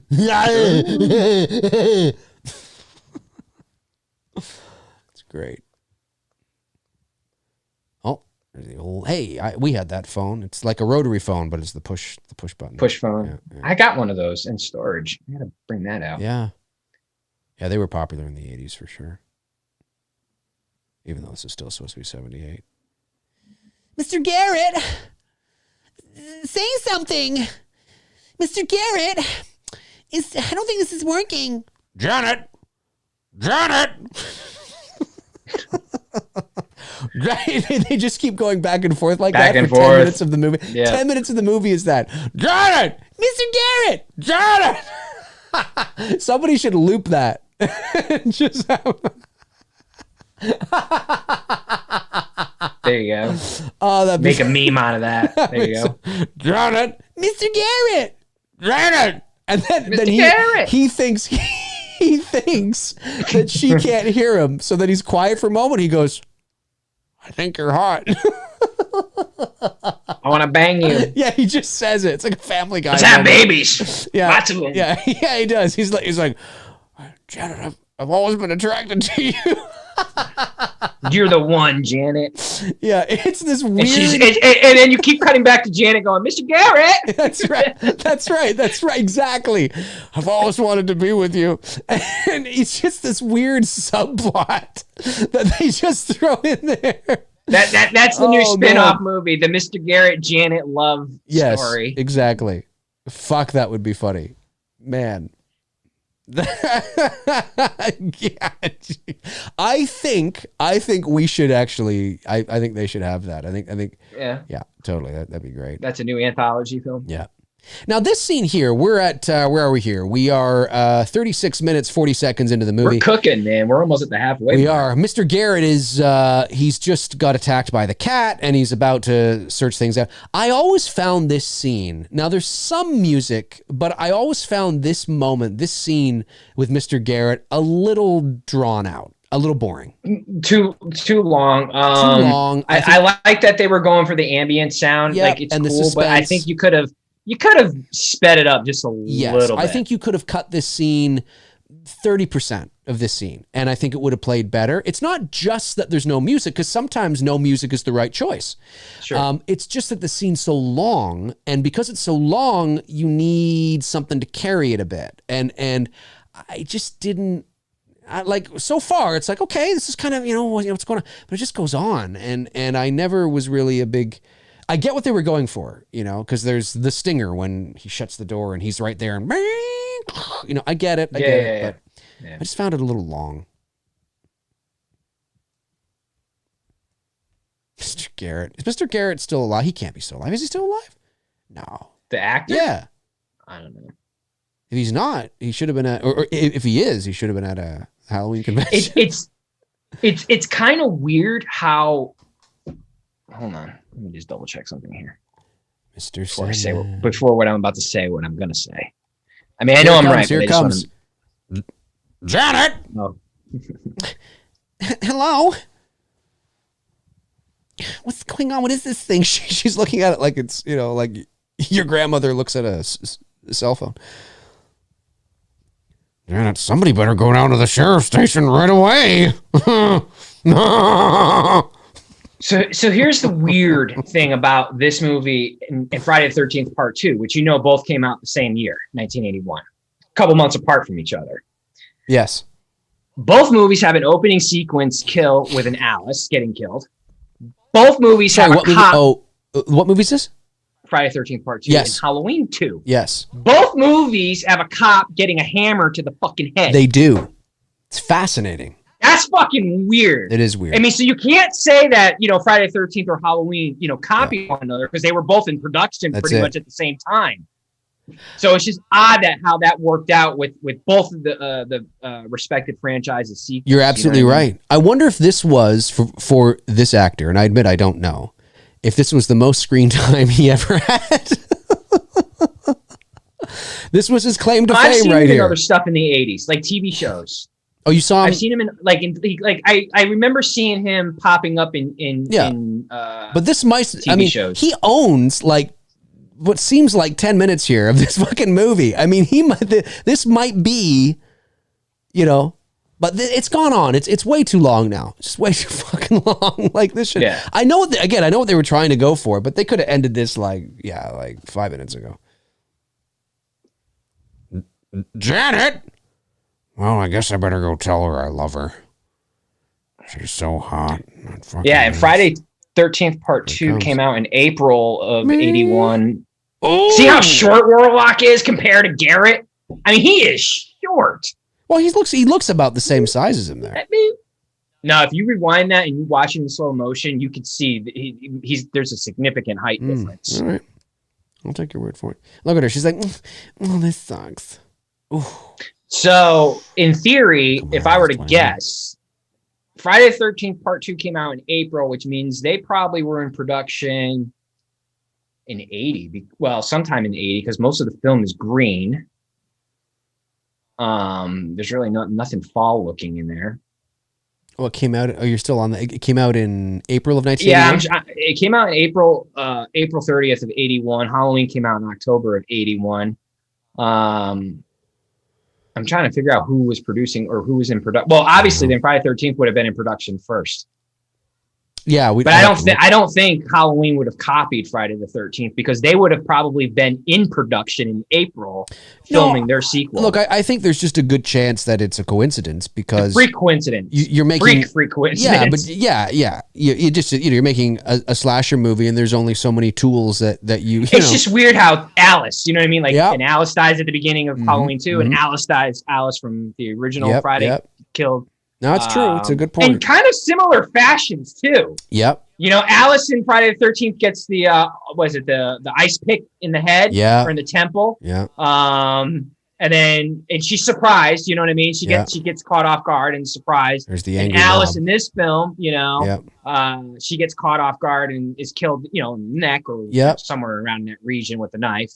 See, now there's some red and there's some green from the dash. Red and green. Christmas. Oh, the weather outside is frightful. Mr. Hunt, so delightful. Heightens my sense of security. That's right. Heightens my sense of security. I'm fucking drunk now. Let's go over there and see if Michael's in the nude. I have to dub my own fucking shit and do like the Dave McRae cut. Did I ask you this question? If you could build, if you had the money to build your house, would you build a replica Elm Street house or a Halloween house? Ooh. Did I ask you that question? No, I don't think you did. Well, the inside of the Elm Street house looks nothing like what it does in the movie, because they shot. No, I know. I'm saying based off of the movie. Well, yeah, you'd have to design it in a way that it would do that. Like, so what would I do, Michael? Or... Well, of course, there is the Myers house in North Carolina or whatever it is, or South Carolina. That guy, which is pretty fucking cool. It's amazing. He's got his own little business now out of that. I mean, that's totally awesome. I would say so. I mean, if I did that, obviously, I'd be seen as the fun. Yeah, you're copycat. Copycat, Dave. Oh, Dave, that's lame. It's not original, you know, Dave. Thrashy. I would do the same thing. My house would be the original Chainsaw Massacre house. I like those those old Southern type homes with the wraparound porch and shit. Yeah. I would not necessarily antebellum, but it has an antebellum feel to it. I'd do the Myers house. I mean, it's cool, but I could see myself doing the Elm Street house. That would be really cool. Or just even the Psycho house would be cool. Well, now that's like a Victorian. Yeah, house, I know. Right? I love that's like kind of like the Halloween 5 house that's for sale. Yeah, or the house I just shot. Well, yeah, no, it is. It is. Yeah, that's true. Mr. Hunt, it's only a little after 11, boys, and kids are still trick or treating. Right. Okay, so it's a little after 11. Now, if you don't take this happening in real time, which it's not, I feel like a couple of hours have gone by. You have to feel that a couple of hours have gone by since part 1 ended. The accident and all that. So let's say Halloween 1 ends at like 8:30, 9 o'clock. There you go. Which is believable, and kids are, like I said, we would trick or treat till about 10 o'clock at night. Yep. Totally. Ooh, the Amityville house would be cool too. The original, not what it looks like. I've seen what it looks like. I mean, it looks nice today, but it doesn't have the iconic windows anymore. No, it doesn't anymore, unfortunately. It does not anymore. Here she goes. Oh, this is Bud, right? This is Bud calling her. Bud's Frank's going to get excited because the hot tub moment's coming up soon. That's right. Bud's trying to play Slap the Tickle right now. Slap the Tickle. That's my appropriate word to use on YouTube. Bud wants to slap the tickle. He wants to get in on that. Here he is. This is what she's like. Oh. But she don't want that pickle. No, she's actually disappointed it was Bud, because now shouldn't she know that there's nobody in there? Shouldn't she know that that's a vacant room? Oh my God, what are you doing? Oh, Bud, you son of a bitch. Oh, you stop, you monkey. Oh, you're so silly, Bud. I wish I had. I could have used these on you. Oh, you know what I got? What's that? Hold on, I'll show you. Oh, Tony's busting out something here, folks. What is he busting out? He's taking off his headphone. Oh, I got the the scalpel. Yeah. Yes. I love it. I mean, it's going to be a while, man, before I do that shoot up at the hospital. Yeah. But yeah, it's true. when I do my Halloween 2 This is basically Frank and his wife here. Is who this Frank is. the Tank and his wife? Yeah, this is Frank the Tank and his wife. This is Frank This is and his wife going to the hot What you tub. guys don't understand That's is Frank the Tank and his wife were larger than life Tommy Lee and Pam Anderson sex That's tape. it. This is the OG Frank here. and his wife innovated the sex tape. That's You're right, Tony. Uh-huh. And then Tommy and Pam obviously copied. That's like, it. Hey man, Tommy's like, I want to be like Frank. Look at that. There they are.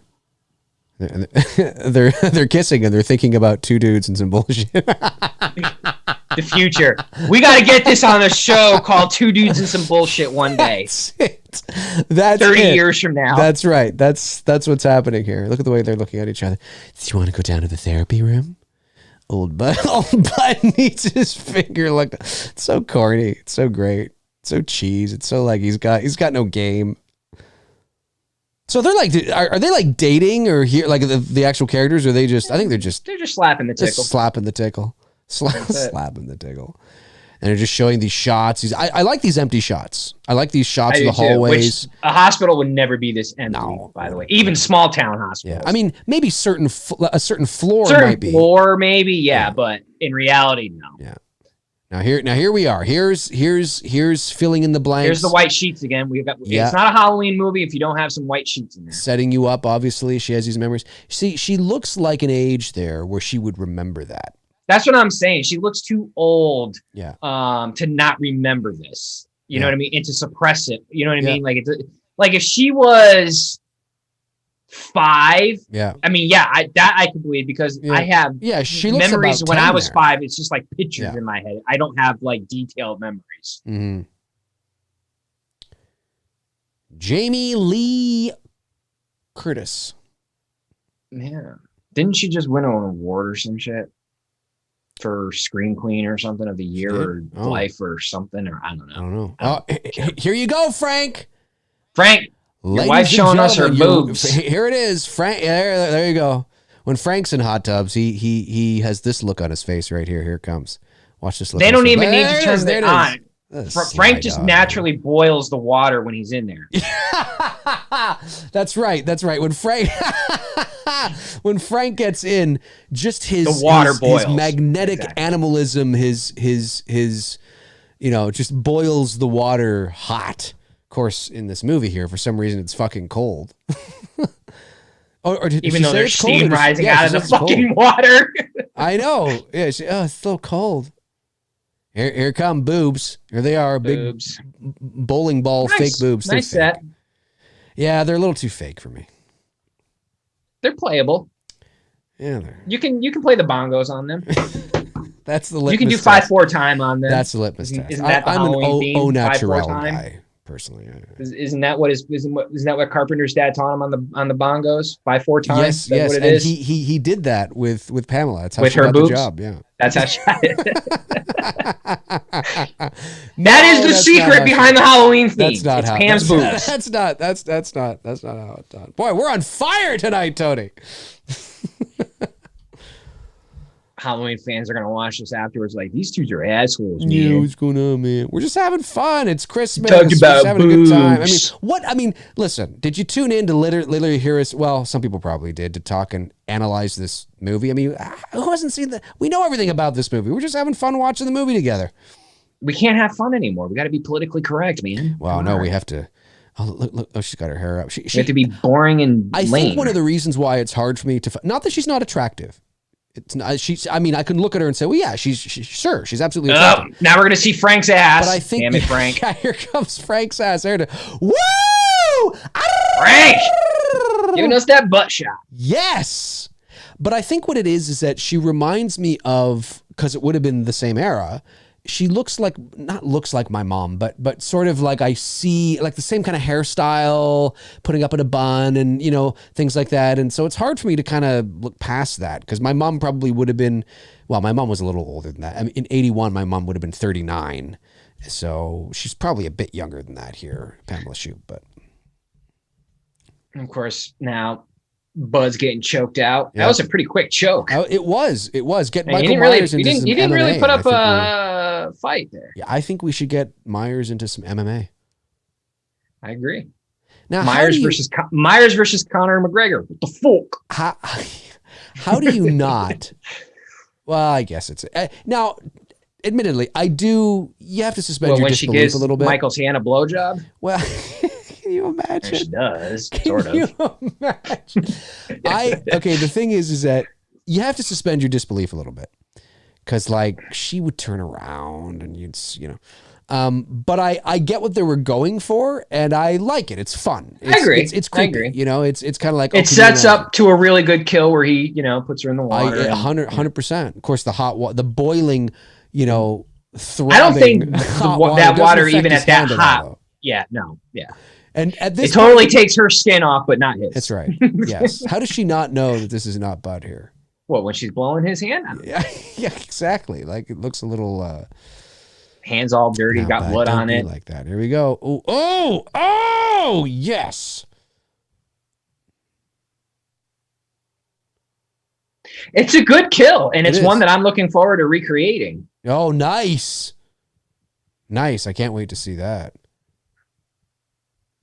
I wonder if anybody questioned in 1981, why isn't his hand getting hot and burned off? Or did people just accept He's Michael Myers, man.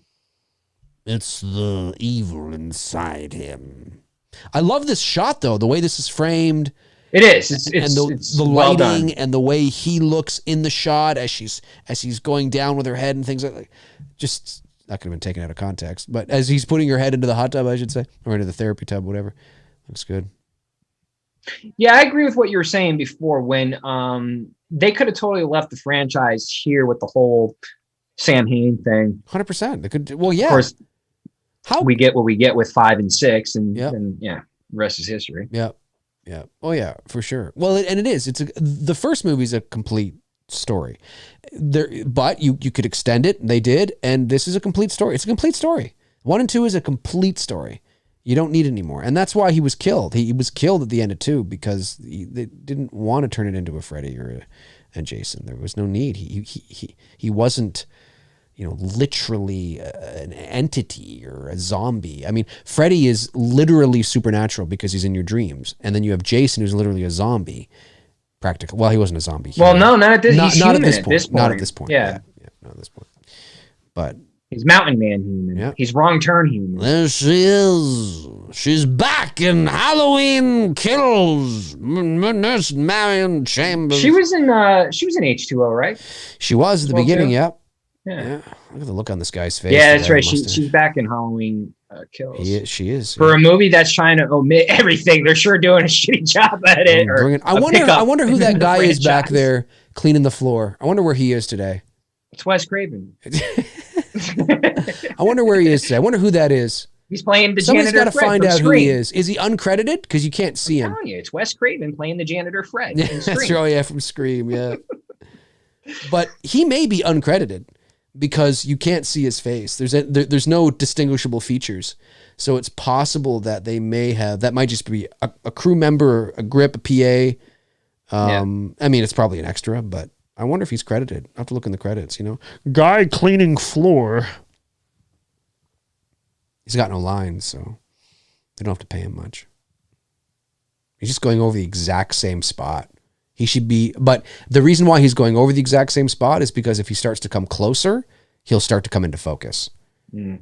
So I would actually just be telling him to move further away.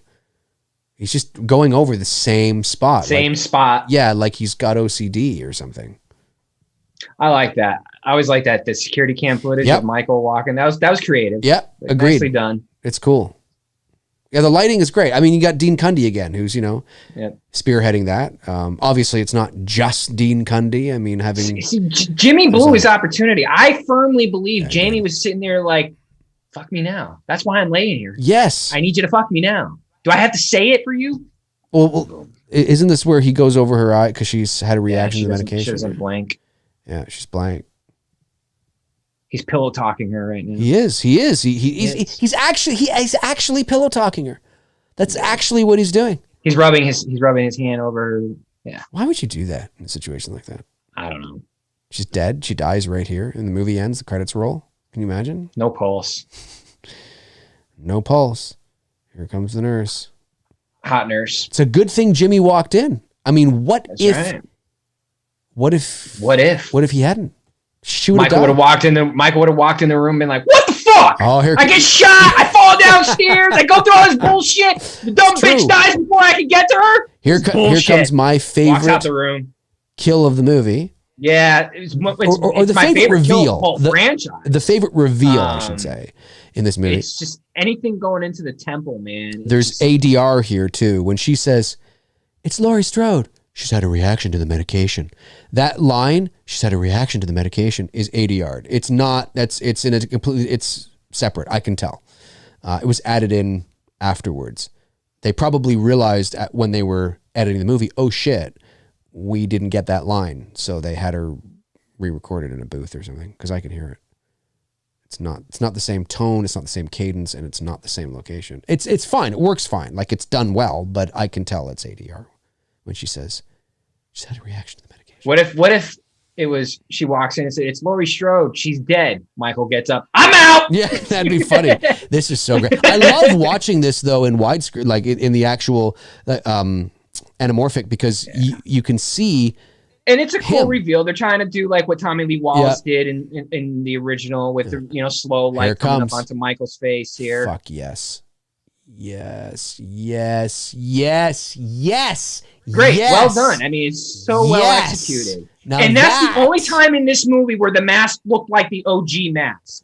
Yes. For that split moment when it was split light. It did. Now it looks like Back to Halloween 2. But you're right. Anything in the fucking temple bugs me out. Yeah, for that split second there when he split light and he has just half of them on. That's the only time in this movie that it looks like the first in the original film. Yeah, it looked great. It's one of my favorite reveals of him in any movie, including the original. Absolutely. I love it. It's the most Halloween 1 moment in Halloween 2. Yeah, for sure. It was great. The ladies' lounge. Ladies' lounge. He's Jimmy's thinking like, maybe I can fuck her in here. He was either thinking that, or he was like, oh, there's a lot of lockers in here. I wonder if I could go and search out some, Exactly. Yeah, man, that's a very dark hospital. I'm sorry, that's a very dark hospital. We went dark there. Yeah, it is. Well, yeah, and it adds mood. Obviously, it's that way on purpose, and you forgive it. I mean, you know that the hospital. I mean, yes, you're right. On certain floors, it is quieter, but not this fucking quiet. Right. And she's walking down a hallway, totally dark. Like, that's not like no, that would never happen. Yeah. Now, it would not have been that dark when they creative, shot this. I get it. I get what they're doing. Would have been dark though, but not that dark. Yeah. So just imagine, guys, if Laurie was really dead, Michael walks in there, how pissed off he would have been. Yep. He'd have been one pissed off homie. Yeah. Here he comes. As he's coming in. Dun dun dun. Dun dun dun. Dun dun dun. There it is. Dun, dun. There it is. There it is, folks. The scalpel. The scalpel. The exact same replica. Here it comes. Dun, dun, dun. Of course, in reality, anybody could tell that those were pillows. Oh yeah, 100%. Well, Michael can't. He's not. And Jamie's walking like I am on Saturday nights. See here, I think it's at this point in the movie where Michael begins to walk a little slow. He needs to pick up the pace. Laurie. Oh no, it's not here. She's got to go out to the car first.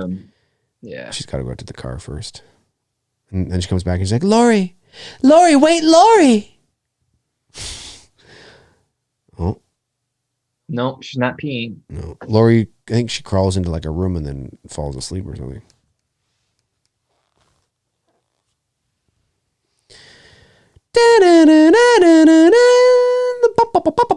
This, I hope they bring this theme back. That was the one thing I missed in the 2018 film was this theme. They didn't. Lori's theme. Yeah.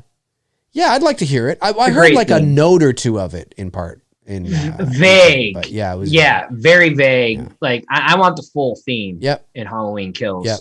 Yeah, I'd like to see it too. Whatever. I'd like to see it too. Do. So you think Kills is going to go to HBO Max or one of the other ones? Like all of these movies are going to like streaming next year. Well, yeah, we'll see. I don't think it's going to get delayed another year. I think it will. No, it's not. He's already said he's already going to be released. Yeah. But I'm just wondering, are they going to go to HBO Max or one of the other streaming services? HBO Max is Warner Brothers, so and it's Universal's the distributor. Oh yeah, that's true. So who do Universal link up with? Peacock. Yeah, Peacock is their streaming service. So would it go to Peacock? Which is like nonsense. You got to like pay money to HBO Max, pay money to. Oh, I know. There's and there's going to be more. There's going to be Paramount Plus. Every studio is going to have a streaming service. It's going to be fucking insane. And it's going to kill the movie theater business, which is unfortunate. Or they sell it. I don't know if Universal might sell the Well, I don't, because they still have another movie too. If it was the last movie, I could see them being like selling it to like Amazon or something for, I don't know, 150 million. They would sell it for maybe not that much. They'd sell it for whatever they think they would have made at the box office. Yeah. But I don't know. I don't know what it's going to go to. But HBO Max, is Warner, so it won't go there. It sucks, man. I mean, I just want shit to get back to fucking normal. Yeah. But we could see it, a time here, not too long from now, where the movie theaters fucking are done. Mm-hmm.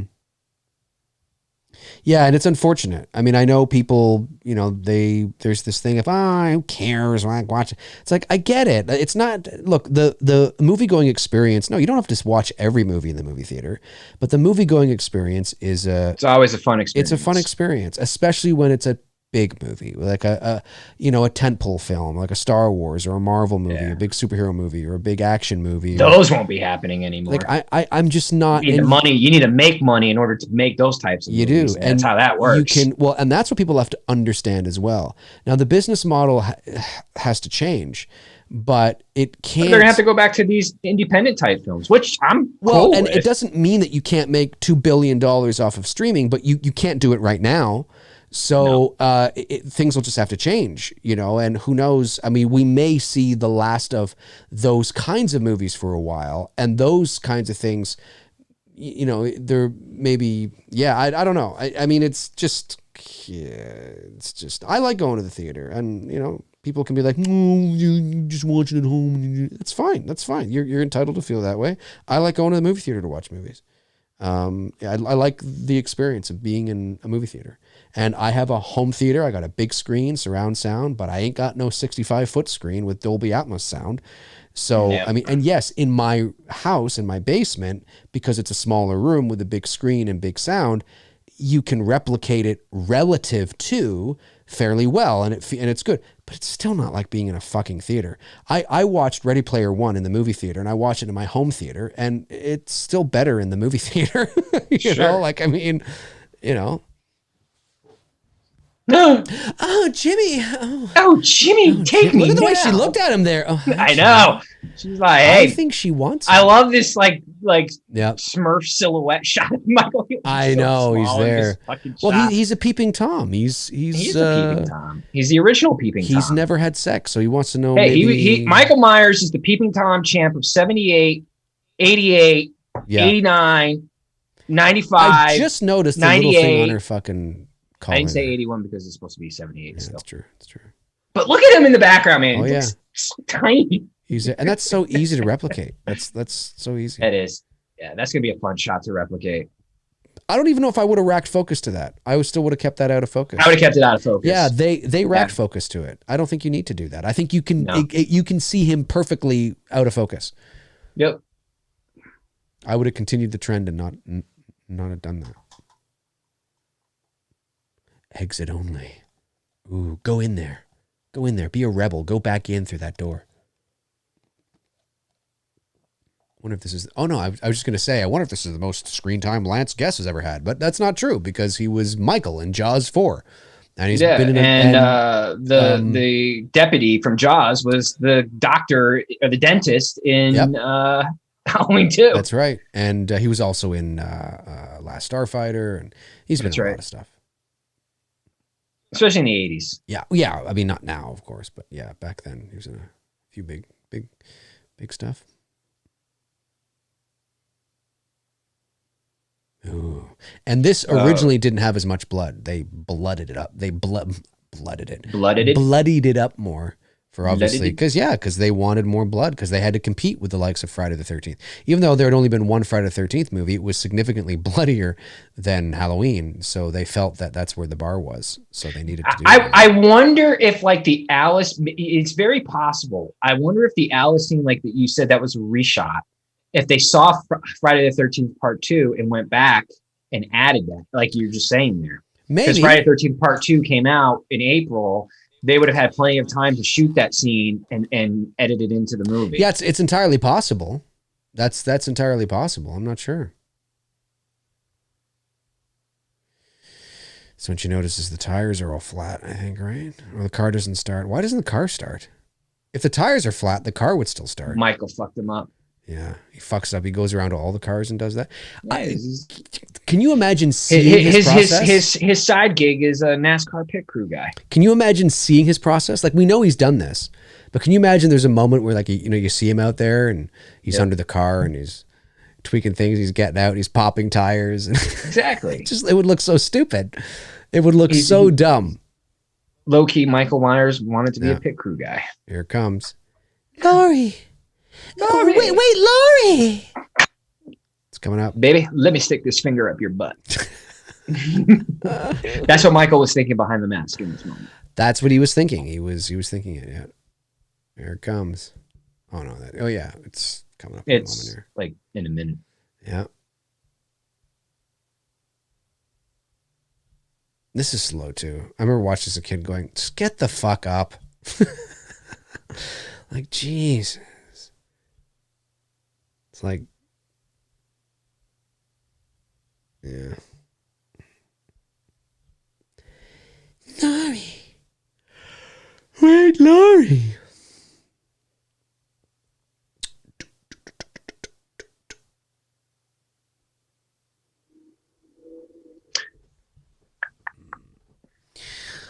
Laurie. Come on, Laurie, get up. Get your ass in gear, Laurie. Get your ass in. Get Here your she ass goes. There. Laurie, wait, Laurie. This is when we get a little freaky here. Here it comes. Laurie, wait. No music. She's breathing and heavy. turns and sees it. Yeah. Oh, yeah. So it's a scalpel in the butt. Same scalpel in the butt. Laurie's so out of it. She's like, is that... Now, She's I also so thought out this of was it. cool because it was fucking high waters. I know. Those fucking coveralls. I thought it was cool because obviously the first time she has seen him and he's seen her. I like the fact that Howard also on the Shape Stocks theme, he played the original sound and then he got into this kind of synthesizer thing. So I liked how he brought a little bit of that old into, when he's doing the new. Yes. Cobra Dojo says, Dave, you seem bored by this movie. No, not at all. I don't know. Bored. We've been having a ball talking about it, cracking jokes and stuff.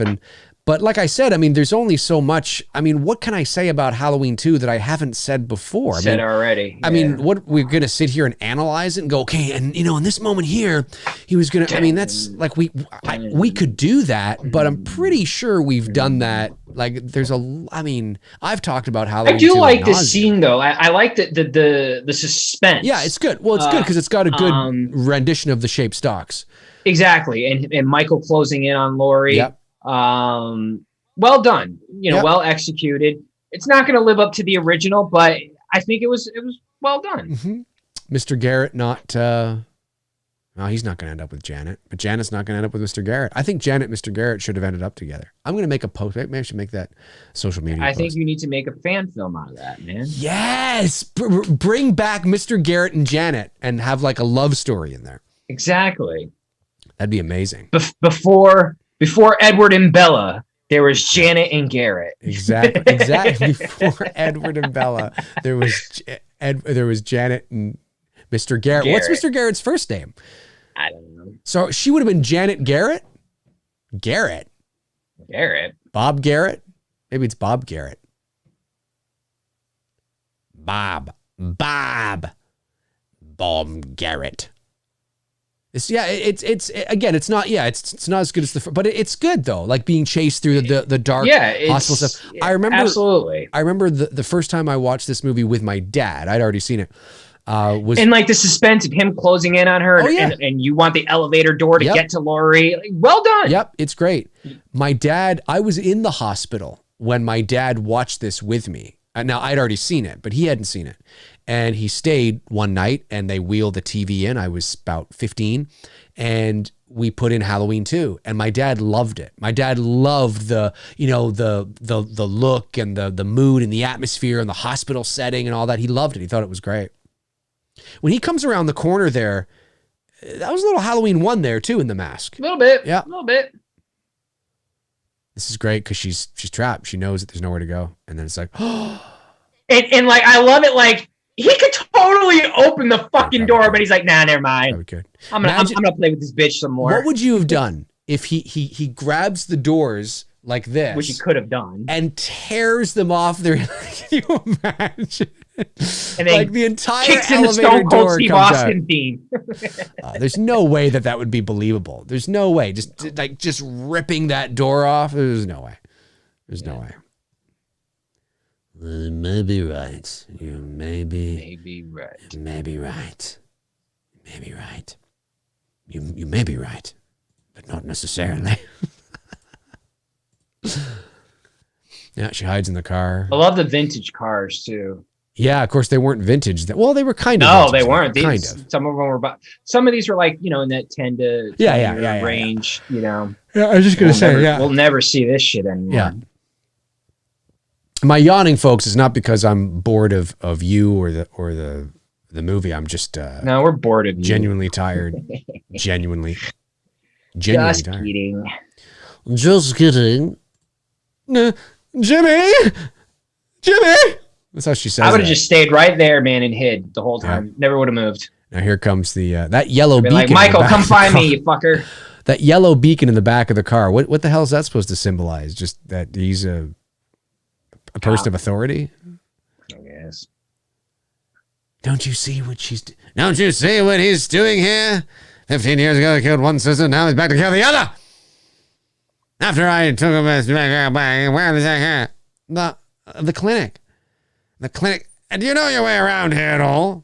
A little bit, you fucking. I want to check something. Hang on. I'm definitely gonna do that. I'm gonna have to redub the Dave cut as Dr. Loomis in every scene. Who would like to see that? I'll redub and call it the Dave cut of the first 2 Halloween movies, or I'll just pick a random Halloween movie and every time Loomis comes on screen, it'll totally sound. I will not take the time to actually mix it and master it so I actually sound like I'm in the environment. I don't want it takes too much time. I really don't care that much, but I think it would be funny to do that every time he's on screen. I have fucking bloody hell. Don't you see what he's doing? That's Michael Myers' sister. Fucking cares about this. Even when he's not talking, even when his lips aren't moving, it'll be like his thoughts. Yeah. I knew, because I've been sitting here trying to rack my brain on the original Halloween. Howarth, he was the stereo remix engineer for the original sound. There you go. The original Halloween. Okay. So I knew he worked on it with Carpenter. Right. That's why I said there's a shot that I have in the book that was underlined Carpenter, and he was remixing the sound for Carpenter. So I knew he didn't score it. That was totally Carpenter, but he worked on the production. Right. I got you. Yep. No, that makes sense. That's how they met. Probably. Maybe they met before that, but they probably knew each other before. I'm sure he did shit with Carpenter. But certainly that's what got Howarth the job on part 2 for sure. I like what Howarth did on this one. I'm more of a fan of 4. I like the score, how he did everything in 4 with the mood and the sound effects and the ambient sound. Right. I got you. I turned this down 50 years ago. I fired 6 shots at him. He just got up and walked away. I'm telling you about the real possibility that he's still. Of course, here it looks like it's like sunrise. Oh, it does. Yeah, it does. It looks like it probably is. It probably is. Yeah, it looks like it's sunrise in that shot. And it's okay that it kind of looks like that at this point, because at this point it's got to be like, well into the night. Yeah, although it looks darker. Well into the night. Yeah. Oh, it's Jimmy, it's November 1st. Take me now and let's make our baby Jamie. Yeah. Jamie. And of course, I guess we're supposed to assume, because there is that alternate ending where Jimmy rises up in the back. But I guess we're supposed I hate that ending. I know, it's terrible. I guess we're supposed to assume that he dies here. He hit his head. He just went back to sleep. He went back to sleep. He hit his head. He just went back to sleep. Yeah. He has a concussion. Hit his head. He's feeling a little woozy. I mean, technically in the timeline, he is Jamie Lloyd's dad. He is Jamie Lloyd's dad. Technically, yes, he is. Yeah. He just needed to catch some Z's. That's all. Yeah, took her a while to get him off the horn. Just blow him. Start blowing him, man. Give him some roadhead. There you go. Can you imagine how fucking the whole movie changes instantly. It's like, what the hell? Jimmy's like, I'm up. Yeah, that's right. But this is great though, because this is when she exits the car. Now she seems completely mobile here, but when she falls onto the ground, it's like, oh no, that's it. It's over. I can't fucking get up. I know, right? Until she turns around and sees Michael. Yeah. Now she can. She's down for the count. I love seeing the headlights come across her like that. So, there's a car coming, and obviously it's the marshal's car, and they just pivot. They just turn. They just turn and you see the car. That's great. Those lights that were on her face were probably not from the car. They were probably lights that they shone on her and then just had the car pull in for sure. Yeah. For sure. Because the lights wouldn't have reached from back there, and it would be unnecessary to do it. It'd be easier to control the other way. Why is her legs kicking out? I know why it's kicking out, but I always find it funny. Help me! Come on, get up, Lori. Lori, get up. God damn you, son of a bitch. Go on. Go on. Go down there. You stay with me and shut up. Yeah, you stay with me and shut up. I'll tell you how to be a woman. I'll show you how to be a woman. Like, holy jeez.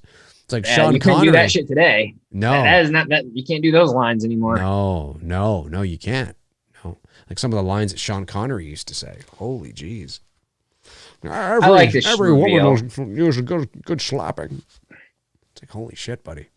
Now, not there. When he turns the corner and when he's got the red on. This walk, when he's walking like this, he's pimp in this. But right there. Look at the mask. Right here. Love it. Well, because it's split. It's a split light. Yeah, it's split light, but also he's going at a good pace. This feels like Nick Castle walking towards her. Yeah. Yeah, 100%. 100%. It's absolutely. And his mask looks great. I always like the meme with this when Michael's walking. Yeah. You ever seen that meme? When your girl calls you and says she's naked laying in bed, it's Michael walking like that. No, I haven't seen that. That's funny. Oh my God, it's hilarious. That's great. I haven't seen that. Yeah, so I mean, here he goes. Gonna walk through the sugar glass.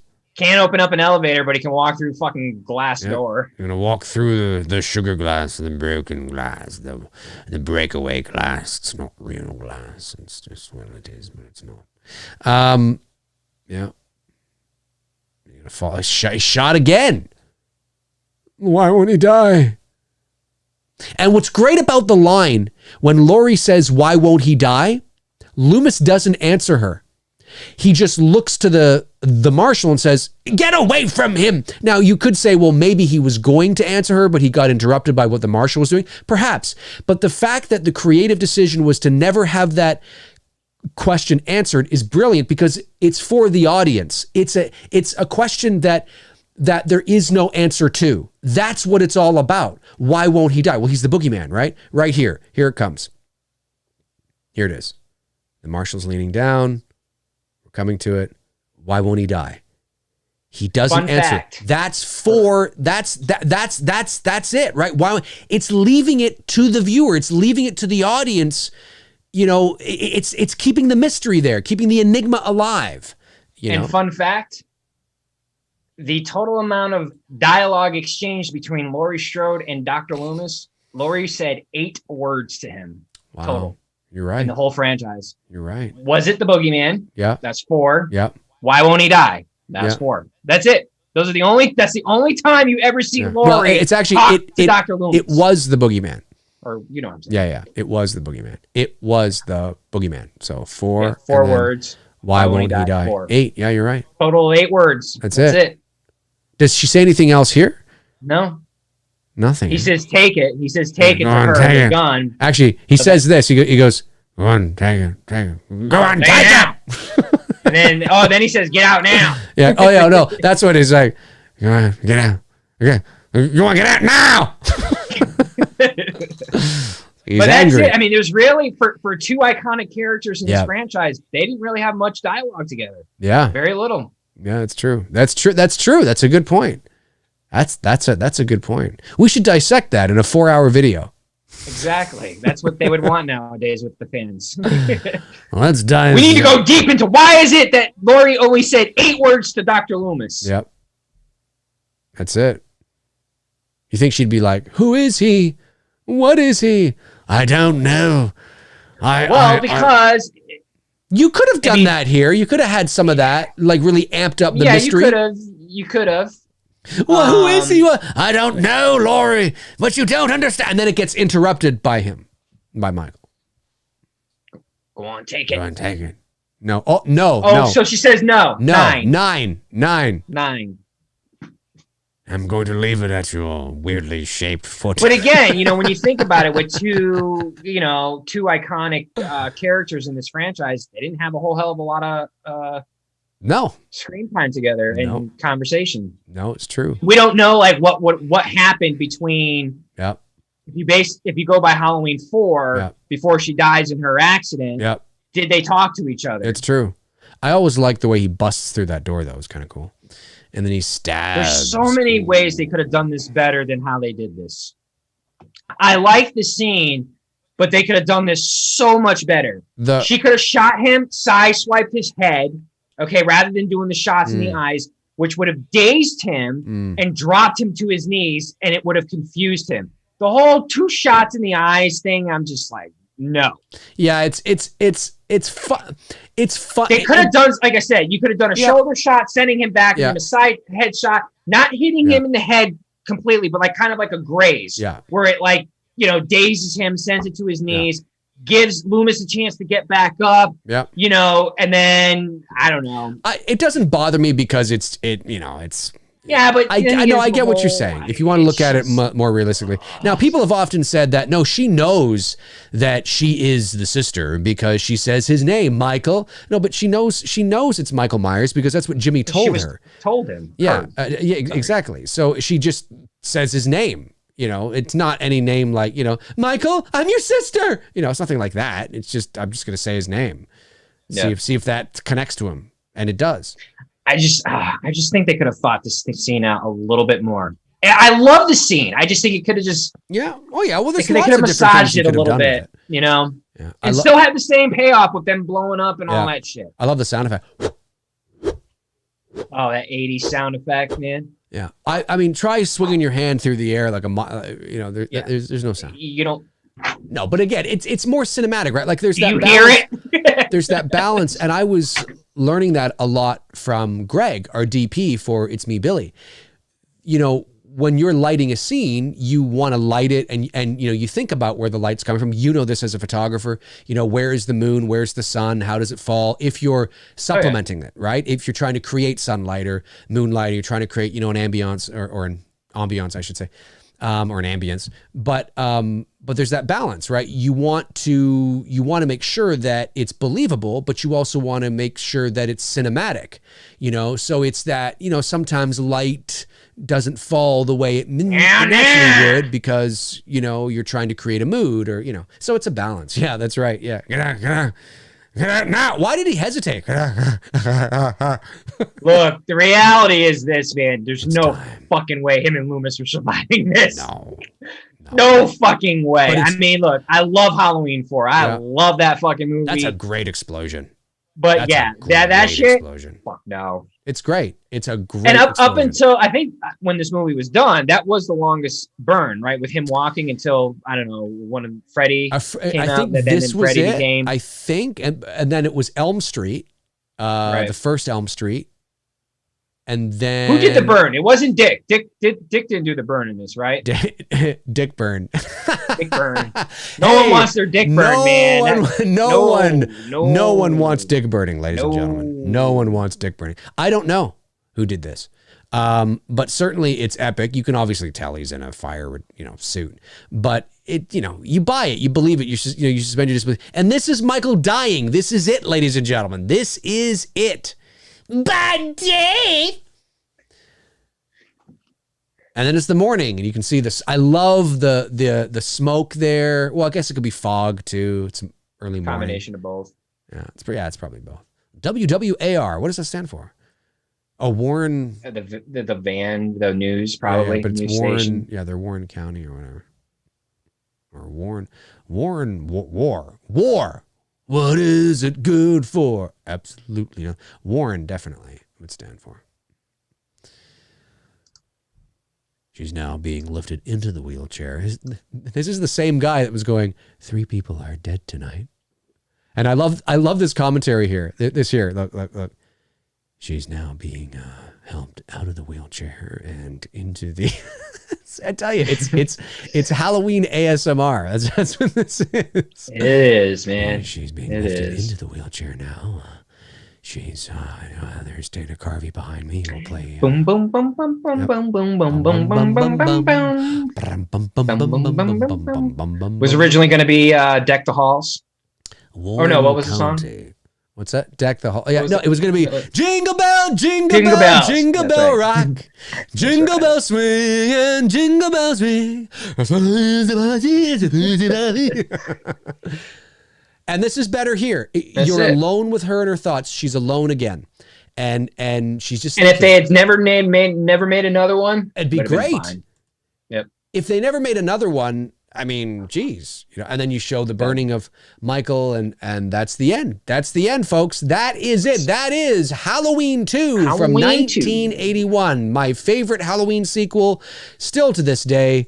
It's my favorite. I can watch Halloween on its own because it is its own film. I can watch Halloween 1 and 2 on its own because they are a complete series, and I can watch Halloween 1, 2, and 4. And I actually consider 4. The final thing. I'm not a big H2O fan. I can watch it, of course, but I think actually 4, if you had ended it there, it would have been unbelievable. That iconic. I've said that many times, man. 1, 2, and 4 are the ones that are. Those are my go-to 3 that I'd watch normally the heaviest. Yeah. Of course, I watched Season of the Witch, but I watched that as its own standalone. Yes. You know what I mean? Like, 100%. But yeah, I don't watch 5 anymore. I don't watch 6. Yeah.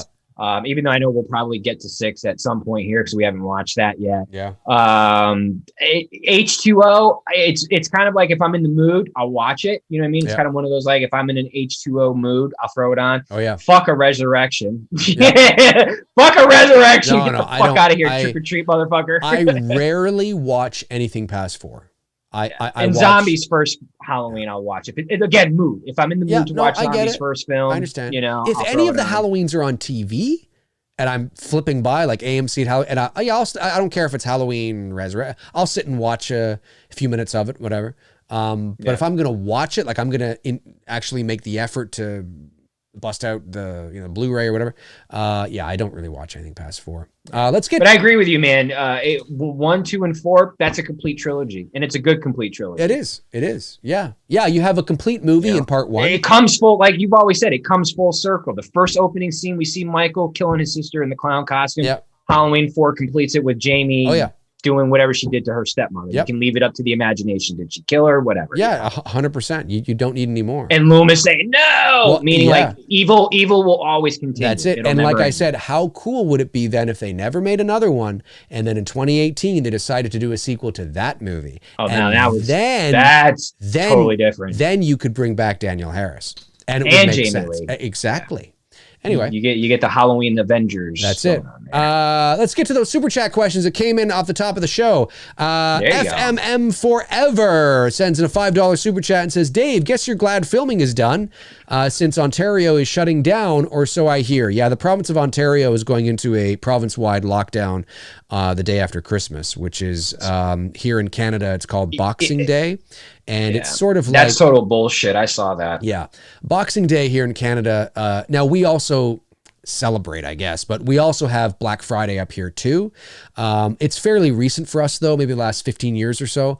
Boxing Day for many years, for many decades, was our Black Friday. It's not boxing the way you think. It's boxing. I think it stems from, it's the day after Christmas, and it's the day that people would like, it's a big shopping day, and it's about boxes and it's something like that. It's not, I don't believe it's anything to do with the sport. So it's called Boxing Day. It's December 26th here in Canada. It's a big shopping day. And obviously on Boxing Day, the Premier of Ontario has said that we're going into a province-wide lockdown. Now, stupid. Yeah. No, it is. It is. And it really is. No, it really fucking is, man. Like these lockdowns and shutdowns shit is just, the question is, Dave, guess you're glad filming is done. Yeah, well, it depends. It won't necessarily shut down the film and television industry in terms of productions, because Hollywood gets to work while all of us have to sit around and wonder where we're going to get our next fucking paycheck. Yeah. Tell us how you feel, Tony. It's because they're like, yeah, I'm trying to think. It would have depended, like, because we were considered a professional independent production, we would have had to abide by the rules and regulations set forth from the Ministry of Ontario as it relates to film and television production. So, and we did do that. And Toronto went into a lockdown the week we were going to shoot. But we were shooting out of Toronto. But even if we were shooting in Toronto, we still would have been able to go ahead and shoot as long as we're following COVID-19 protocols on set. And because it's a job, and people, it's under a certain umbrella of, I don't want to say necessity, but it's a different sort of fraction rather than like a mall or something like that. So I don't know if on Boxing Day, now we're going into a province-wide shutdown, if that will affect the film and TV industry or not. I have no idea. It might. I'll have to talk to Bruce because he's boots on the ground with that because of his job. So I'll have to talk to Bruce and find out what White's is doing. I have no idea, but it's entirely possible that, listen, are we thankful that we were able to shoot yes, because it was touch and go there right up until loading day of all the equipment. We weren't sure. So we were very lucky and very thankful. Michael Shane sends in a $10 super chat and says, due to personal reasons, I wasn't in a place financially fundraiser. Oh, you mean to financially help to the Indiegogo campaign? That's okay. But I'm in a better place now and would love to help any way I can moving forward. Love your content. Well, thank you so much, Michael. Really appreciate that, man.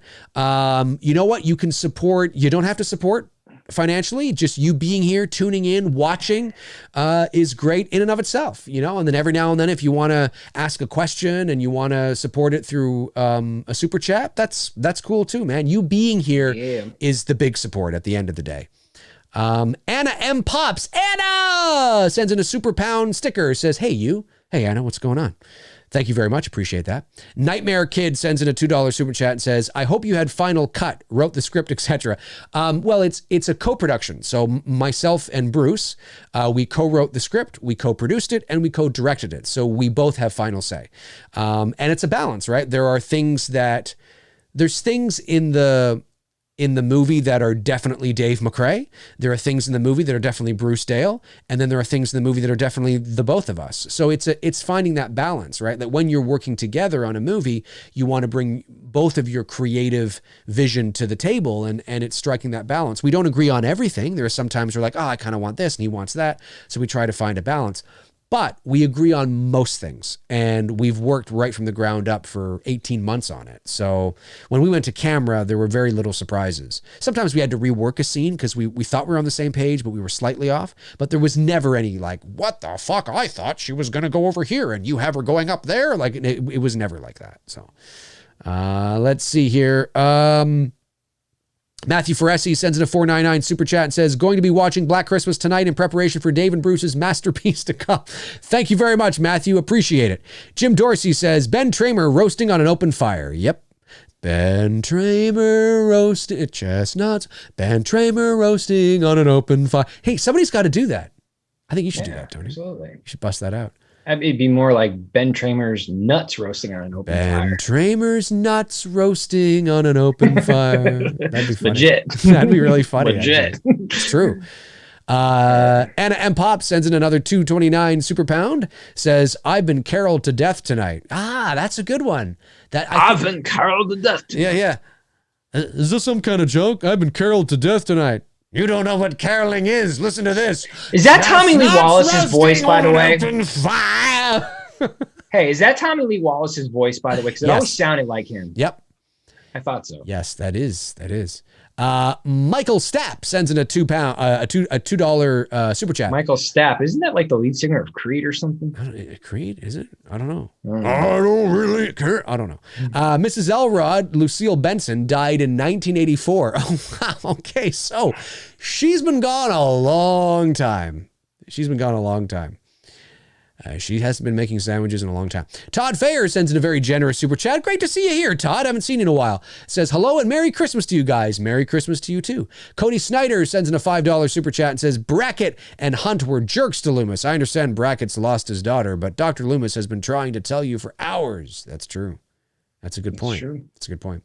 Todd Fair, another generous super chat. Thank you, Todd. Says, and Happy New Year. Thank you, Todd.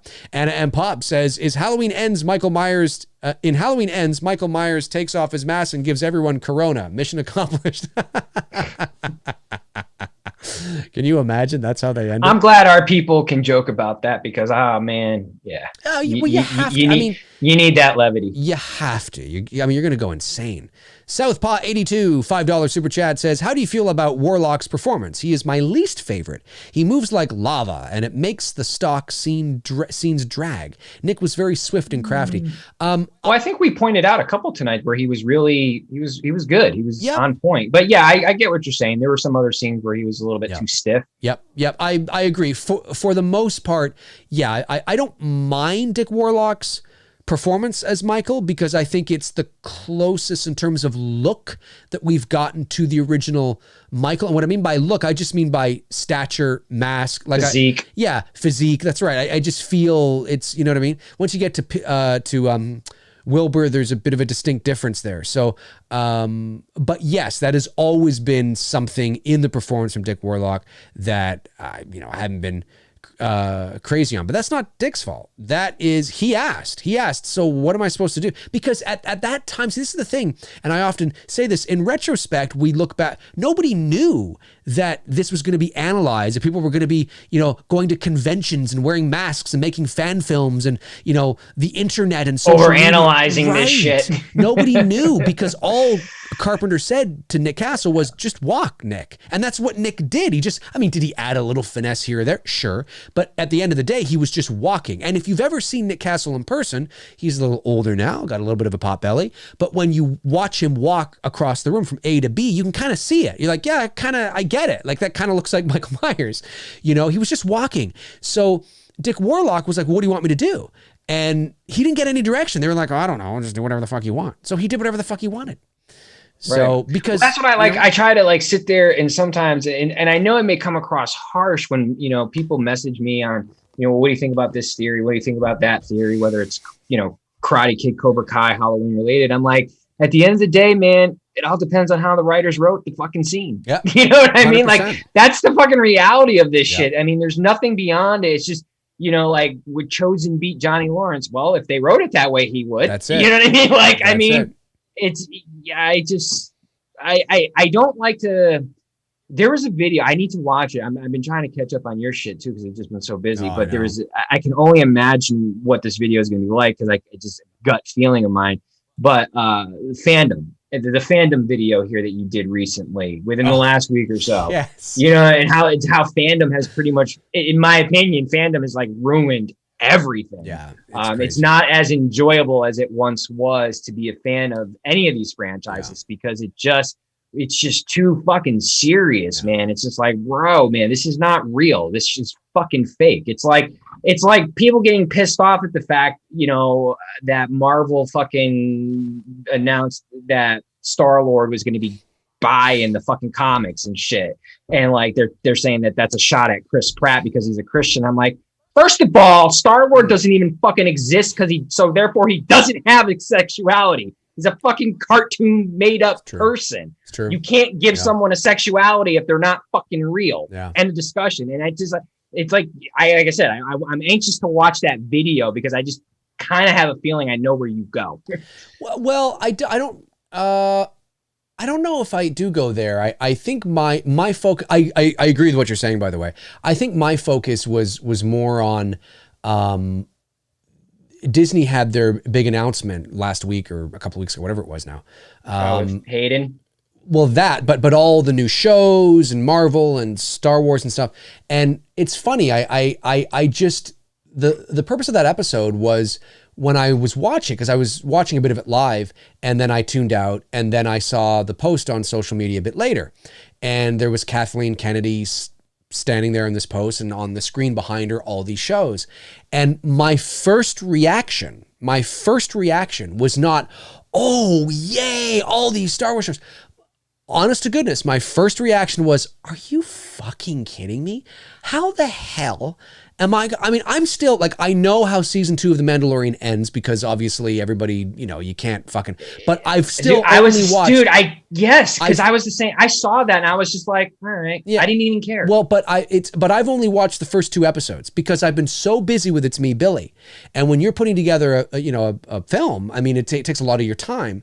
And so I've still only watched the first 2 episodes. Even though I know how it ends, I'll still watch the rest because I want to catch up on it because I enjoy the show. But I can't even imagine. I mean, putting and listen, I know that people the 10 new shows aren't necessarily, there's an expectation that you have to do that, but it never, I don't know. I just was like, I don't know what kind of fan I am because I was like, am I not do I have to be, that's a lot of ass time and like a lot of sitting time, investing emotionally in these shows and all this. It's like, it blows my mind how people can be so like, my God, there's so much stuff now and so much mythology and lore and history and everybody's just going crazy for it. And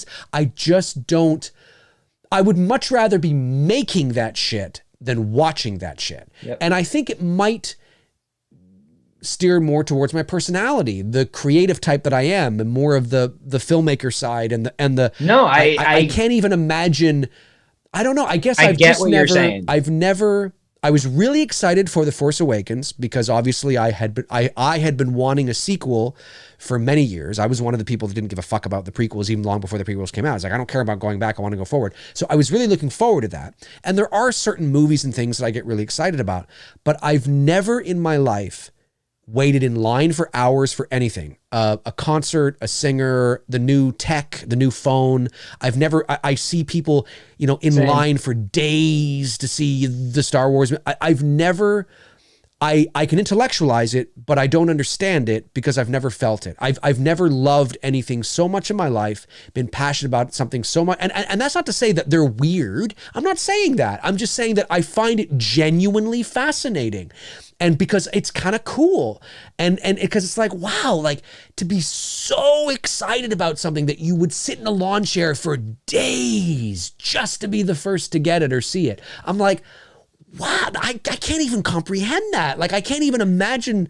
I mean, well, the reason is there's a difference between when we were young as fans growing up in the 80s and 90s compared to today. And that difference is we just enjoyed it as fans. Right. Fans today feel this entitlement of like, well, if we're going to be a fan of your whatever, your Star Wars or your Halloween, A, B, C, D, E, F, G needs to be checked off in order for me to like it. And if I don't like it, I'm going to bitch about it. By the way, that noise you heard was not me passing wind. I know it sounded like it. He was farted. You know, it was the cap here in my hand. And I did that. I don't know if people saw that at home. I did that. He farted. No. I farted. That's what it was. Let it go, man. Let it go. No, it was the cap. But as soon as I did, I can't replicate it. My hand is because the bottle here is moist. I don't know if you can see that. It's that's what she said. Yeah, exactly. And so funny. My hand was my thought because of the condensation. I went like this, and I'm like, that sounded like a fart. I don't know if you saw my face. I'm like, that sounded like a fart. So anyway, that's fucking hilarious, though. Sorry. Go ahead. No, I was just saying, fandom today is not like it once was. And I think that's why you can, and I've done the same thing. I've retracted myself back. That's why I stopped making YouTube videos. Yeah. I was like, man, this is not enjoyable anymore. I saw Cobra Kai's 3 trailer. Yeah. I'm excited for it. I'm not going to think about all this, like what's going to happen. No. The only thing I said even remotely as a fan that I would be excited to see is a showdown between Mike Barnes and Johnny Lawrence. Right. That's it. I don't need to see Daniel and Mike Barnes go at it again. I've already seen that in Karate Kid 3. But I'm not going to dissect it. I'm just going to, now it's we're 2 weeks away from it coming out on Netflix. I'm getting excited for it. It's the same thing with Halloween Kills. I didn't read any articles. I watched a couple of videos here and there. I made sure I was very selective on it.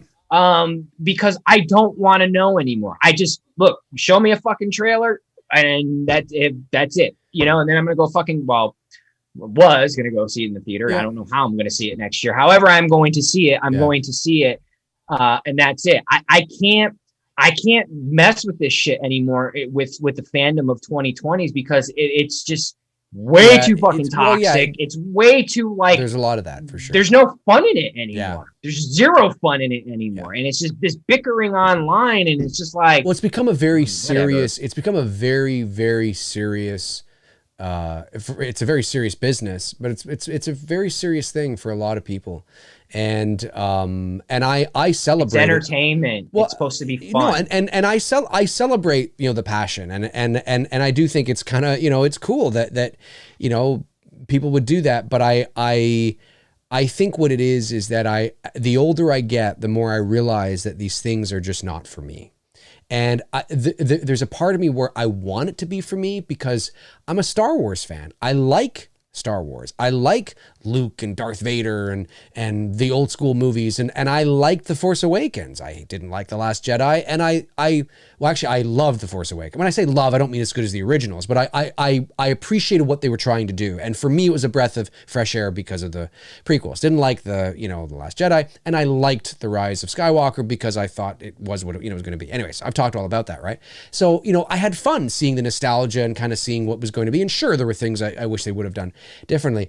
But beyond that, I don't know anything about Knights of the Old Republic. I don't know anything about this. And people always say all the time, oh, Dave, but you'd love it. Well, I have no doubt that I would, but I don't care enough to invest the time to explore it.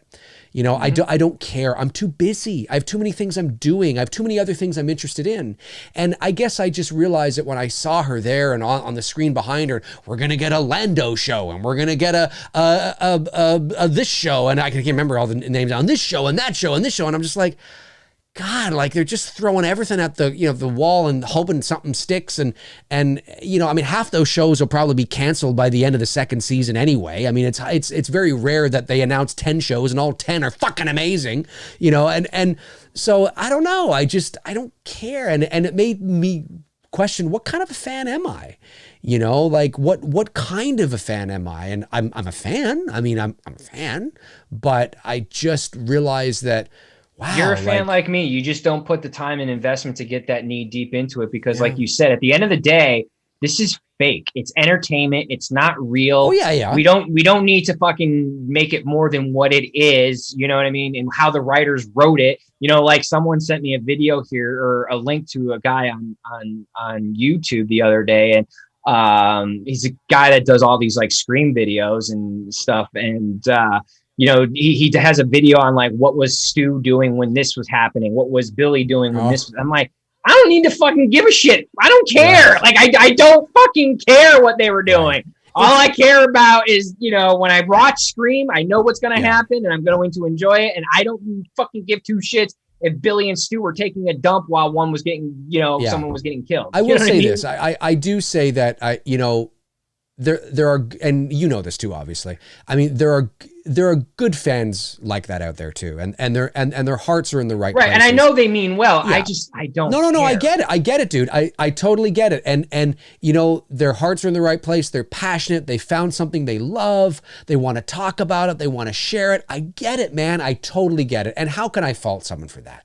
I mean, better that than smoking crack and fucking abusing children, right? I mean, exactly. This is like, that's awesome, man. And I celebrate that. I sincerely do. I always giggle. That was not a shot at Hunter Biden, by the No. way. No.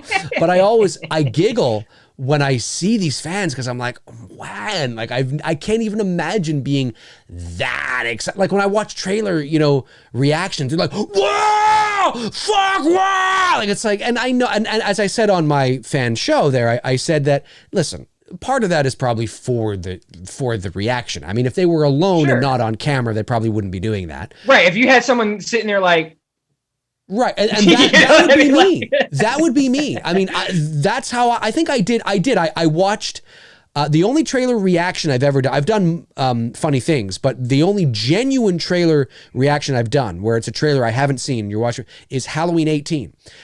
We did that. Yeah. Together. We did a trailer watch together. We did, but I had already. But the first time I saw it wasn't with you though.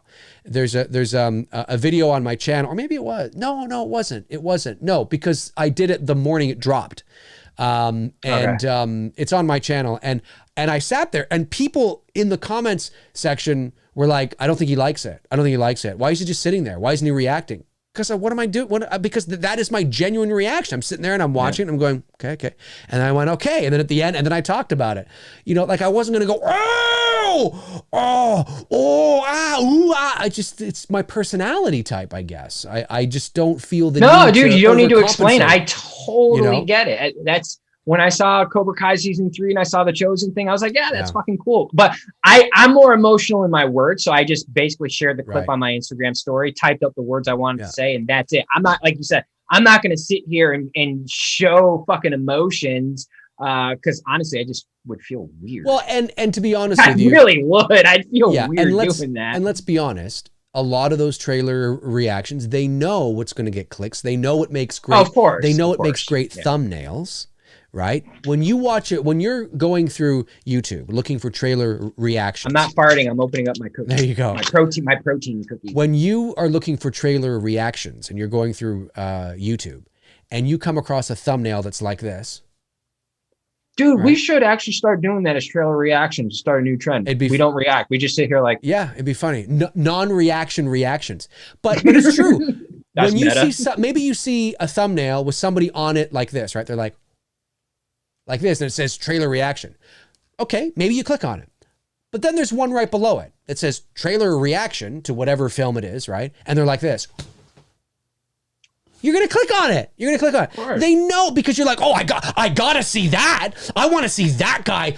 And people watch trailer reactions, and I understand the psychology. The trailer reaction thing, I don't have any qualms over at all. I actually think it's cool because I understand the psychology of it. I understand that it's exciting watching people get excited about the things you're excited with. It's also those what did you call them? Thumbnails. Thank you. Yep.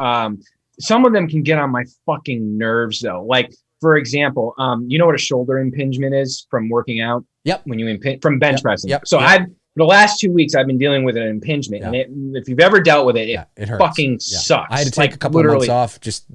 You're supposed to keep working out. You just have to modify your workouts, which is what I've been doing. I've been modifying how I lift and all that stuff. So there was this one video, right? Guaranteed to fix your impinged shoulder, and it's the dude hanging. He's hanging there, and the girl is like in front of him. They're in this like awkward, like 69 position, but hanging from a pull-up bar, and I'm just like, what the fuck does this have to do with shoulder impingement other than the fact that you're in this weird hanging from a pull-up bar 69 position and the girl's butt cheek is showing? Well, that's like, why. I hate that shit. I know.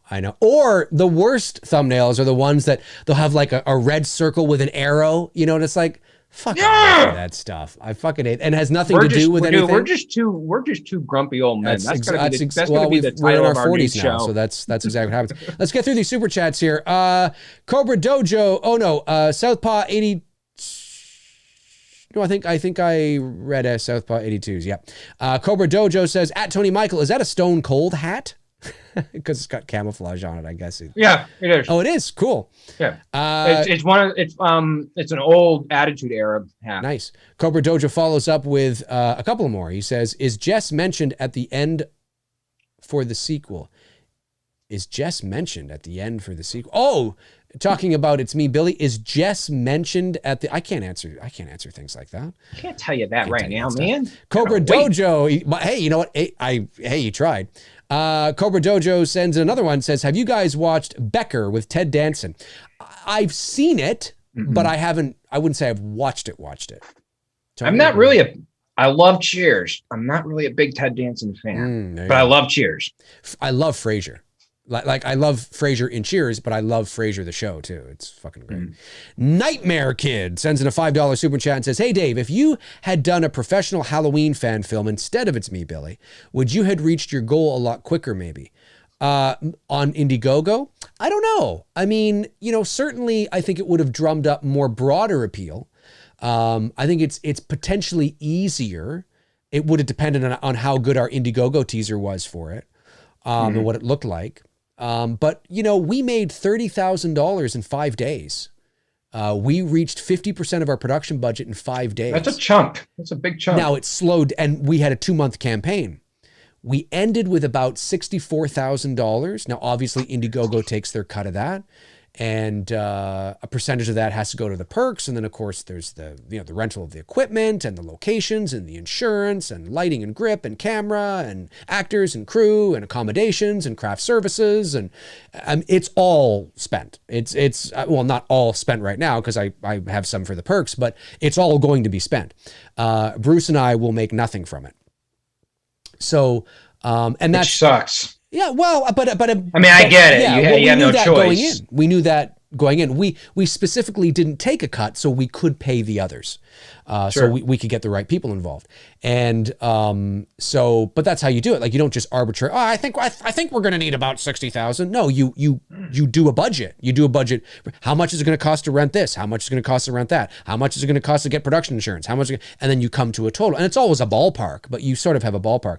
But I mean, we ended up raising all of it, and actually about 104% of our budget that we needed.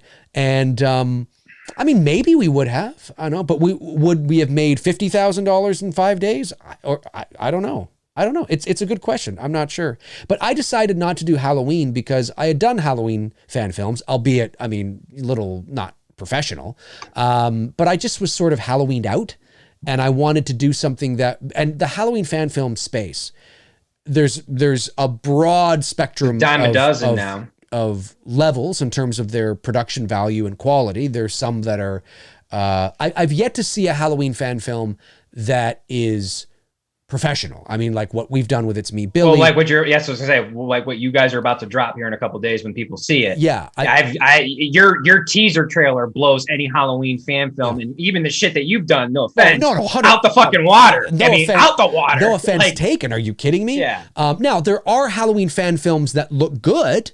Absolutely, that you can tell they were shot on a Canon C100 or whatever, and they're well put together, like Halloween Inferno, and there's a bunch of others too that look really professional, independent, but not at the level that we're going to deliver this on, and that's not a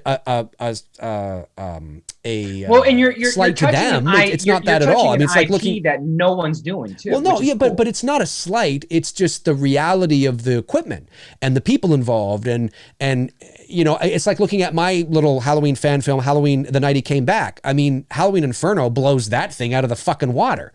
You know what I mean? So does Halloween Night by JP DeStefano, blows my Halloween shit out of the water. I mean, it's all relative. I mean, it depends on what, and when I started to step up my game and decided to step up my game, I wanted to really utilize my resources working in the industry. I'd never done it before. And at 40 years old, I was like, I really want to do this. And so we did. And that's how we were able to pull off what we did. No, so I think it's great. I'm glad you chose Black Christmas. Yes, that's what I was going to say. It's like I was saying, it's an IP that no one's really doing. Right. It's the same reason why, I mean, I could have easily decided to say, I'm going to do a fucking Halloween film. Right. But the reason why I chose to do Friday the 13th, not because there's not a lot of people doing Friday the 13th. Yeah. I'm going back and doing Sackhead because nobody's fucking doing that. No one's touching that. No, it's true. And there's so much that I can explore with that as a creator. There is a guy named James Grimm who's doing a Friday the 13th fan film with Sackhead Jason. But I found any promotional material that I see, he's promoting this new hockey mask that he's creating. So I don't know if he's going full sack. Yeah, I don't know. I found it strange because it's called My Special Boy, and kudos to him for putting it together. They did a campaign. I don't know how much they raised. Excuse me, but they did a campaign, and I wish him the best of luck. I mean, making movies is fucking tough, and my hat goes off to anybody. I have so much respect for the guys that did Inferno and JP and anybody, I have so much respect. Making movies is fucking hard.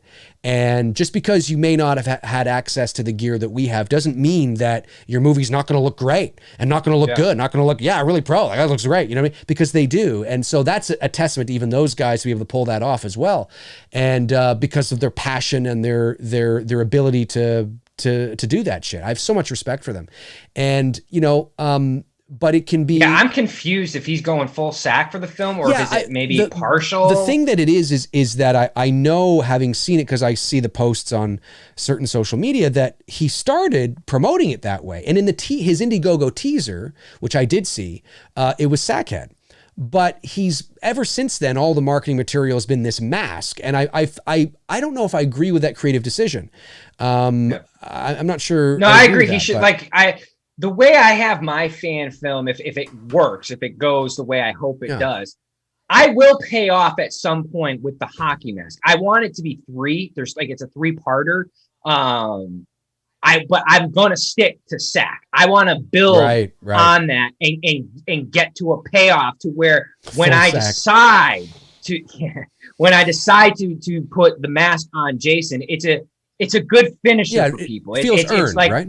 Exactly. It's like people are like, this is the moment they've been waiting for in my trilogy. You know what I mean? Like, so yeah, I totally agree. Like, I was kind of pumped. I was like, oh, cool. Someone else is going to do Sackhead, because like I said, it's not many people are doing it. But now he switched it to this, which it's a great looking fucking mask. Oh, it's great. I love it. But I'm like, what are you doing? But from what I know, and I don't know much, from what I know and from what I've been able to see online, I think it's a feature he wants to do. I don't know if he's going to be able to do it, but he wants to do like a feature film.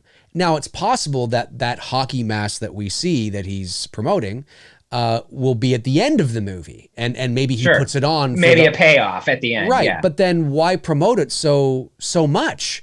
Then it's going to lose its impact, I don't think I would have promoted it at all if that was the case. Exactly. I was just going to say that. I said, if it were me, I wouldn't have even revealed it. Yeah.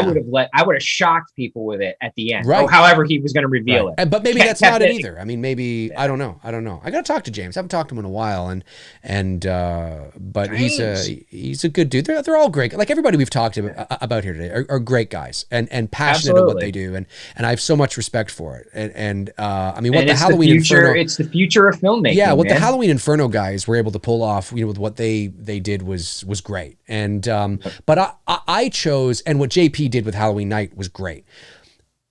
And I'd be remiss if I didn't say this to Renee, who did Halloween, the Spirit of Haddonfield as well, was great. I mean, there are some great, and I mean that, some really great Halloween fan films. But I didn't do Halloween because it was so saturated. Everybody and their uncle is doing a Halloween fan film. You have some ones that look really good. You have ones that look, oh my God. But everybody, you type in Halloween fan film and there's like 9,000 fan films. And I thought, oh God, I don't want to, and yes, maybe if I had jumped in and had done it like we're doing It's Me, Billy, it would have stood out because, of the level that we were working at. But I was Halloweened out. I was just Halloweened out, and I thought, you know what? There is a void. There is a hole for Black Christmas. And it wasn't because of the 2019 film. I actually announced that we were doing the 2019. You did. Before, but like a week before. It was insane. Right. I made the announcement, and then like a week later, Blumhouse drops this news that there's a Black Christmas film coming out in December, and it pissed me off because I was like, oh, well, what? They're going to, because I thought they were going to remake it and was going to be, I mean, how can I compete with that, right? They have millions of dollars. You're fine. No, yeah, now I am. Your teaser trailer is better than that whole fucking film. Yeah, it is. It is. It is. And I don't say that in a braggadocious way. I say that. And I'm not saying that because I'm your friend. I'm saying it's just, I say it as a fan. I say it as a fan. Yeah. I'm very good being able to watch stuff that I've done.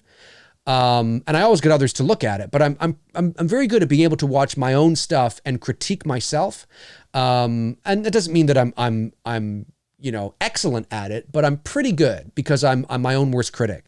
And I look at the teaser alone. If I had seen this as the trailer for the 2019 Black Christmas movie, I would have been really excited because I'm a Black Christmas fan, right? It's fans making fan content, and that's what's important. So, but yeah, that's why I chose Black Christmas at the end of the day, because there was a void, and I think it's needed.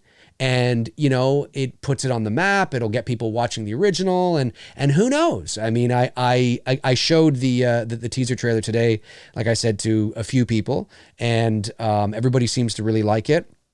Of course, what else are they going to say to you? It's fucking shit, man. No, but I feel it's sincere. I feel it's sincere. And there was this guy that I specifically showed who's a big Black Christmas fan, who is a writer, and he said it looks gorgeous, and he said, oh my God, I'm so excited, it puts to shame what Blumhouse did, and he writes in the industry. So and I said, that's great from a teaser, thank you for saying that. And when he posted on Instagram what everybody needs to do, okay? No, don't. Well, hang on. Don't at Blumhouse with it, because we don't want to rock any. We don't want to poke the bear too much. Yes, you need to at Blumhouse and say, "This is how you do it." Yeah. We don't want to poke the bear too much here. We don't want to poke the bear too much because we don't want to be pompous about it. You know what I mean? We just want to set it out there, and if they see it, great. Hopefully it'll gain some traction. But like I said, I mean, but ultimately that's why we went that route. To quote Clark W. Griswold in Christmas Vacation when he's drinking the eggnog, it's good. That's how he said. He's like, he goes like this. He's like, it's good. Yeah. It's good. Man, we should have watched that. Well, maybe we can watch that next week. Yeah, why not? It's after Christmas. What the fuck? Okay, a couple more super chats came in here. We got to skedaddle here. Let me see. What time is it? Oh yeah, we got a lot of super chats. We'll go to 10 o'clock. So we'll try to get this done here. Alec Shambach, I think is that 499, says, hey, Dave and Tony, any goals or resolutions for 2021? Merry Christmas to both of you. Merry Christmas to you too, buddy. Excited for It's Me, Billy, and more sick photography. Amazing. I don't have any resolutions really. Just to, stay healthy and, just continue to work hard and yeah, that's really it. I don't really have, I want to get back to working out. I had to take some time off there because of some injuries. So I want to get back to doing that. But other than that, I don't think there's anything. What about you, Tony? I love, maintaining the fitness goals that I set every year. That's given. Photography is going to be, it's getting tough, man. I'm not going to lie. The lot of companies that I was doing a lot of work for have been shutting down because of COVID. So I've been losing a lot of clients here over the year. And I said this, I announced it on Instagram the other day that, photo shoots are going to be far and few between right now. I don't have the money to play like I do, because it costs an average shoot that I put together can cost me up to about $1,000 each shoot, between 500 and 1,000. But it's having materials made, it's having props made, it's getting the girls in the costumes and all that stuff like that. It's not cheap. People have no idea how. No, and when I don't have when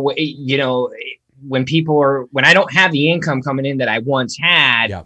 Something's got to give. That's why I revamped my second Instagram account and have really started to make content on there, because I'm sort of an idol on the horror stuff. For sure. It doesn't mean I'm going to stop. It just means until shit gets back up and running. I mean, look, this is the domino effect of closing shit down. Even though Georgia isn't entirely closed down.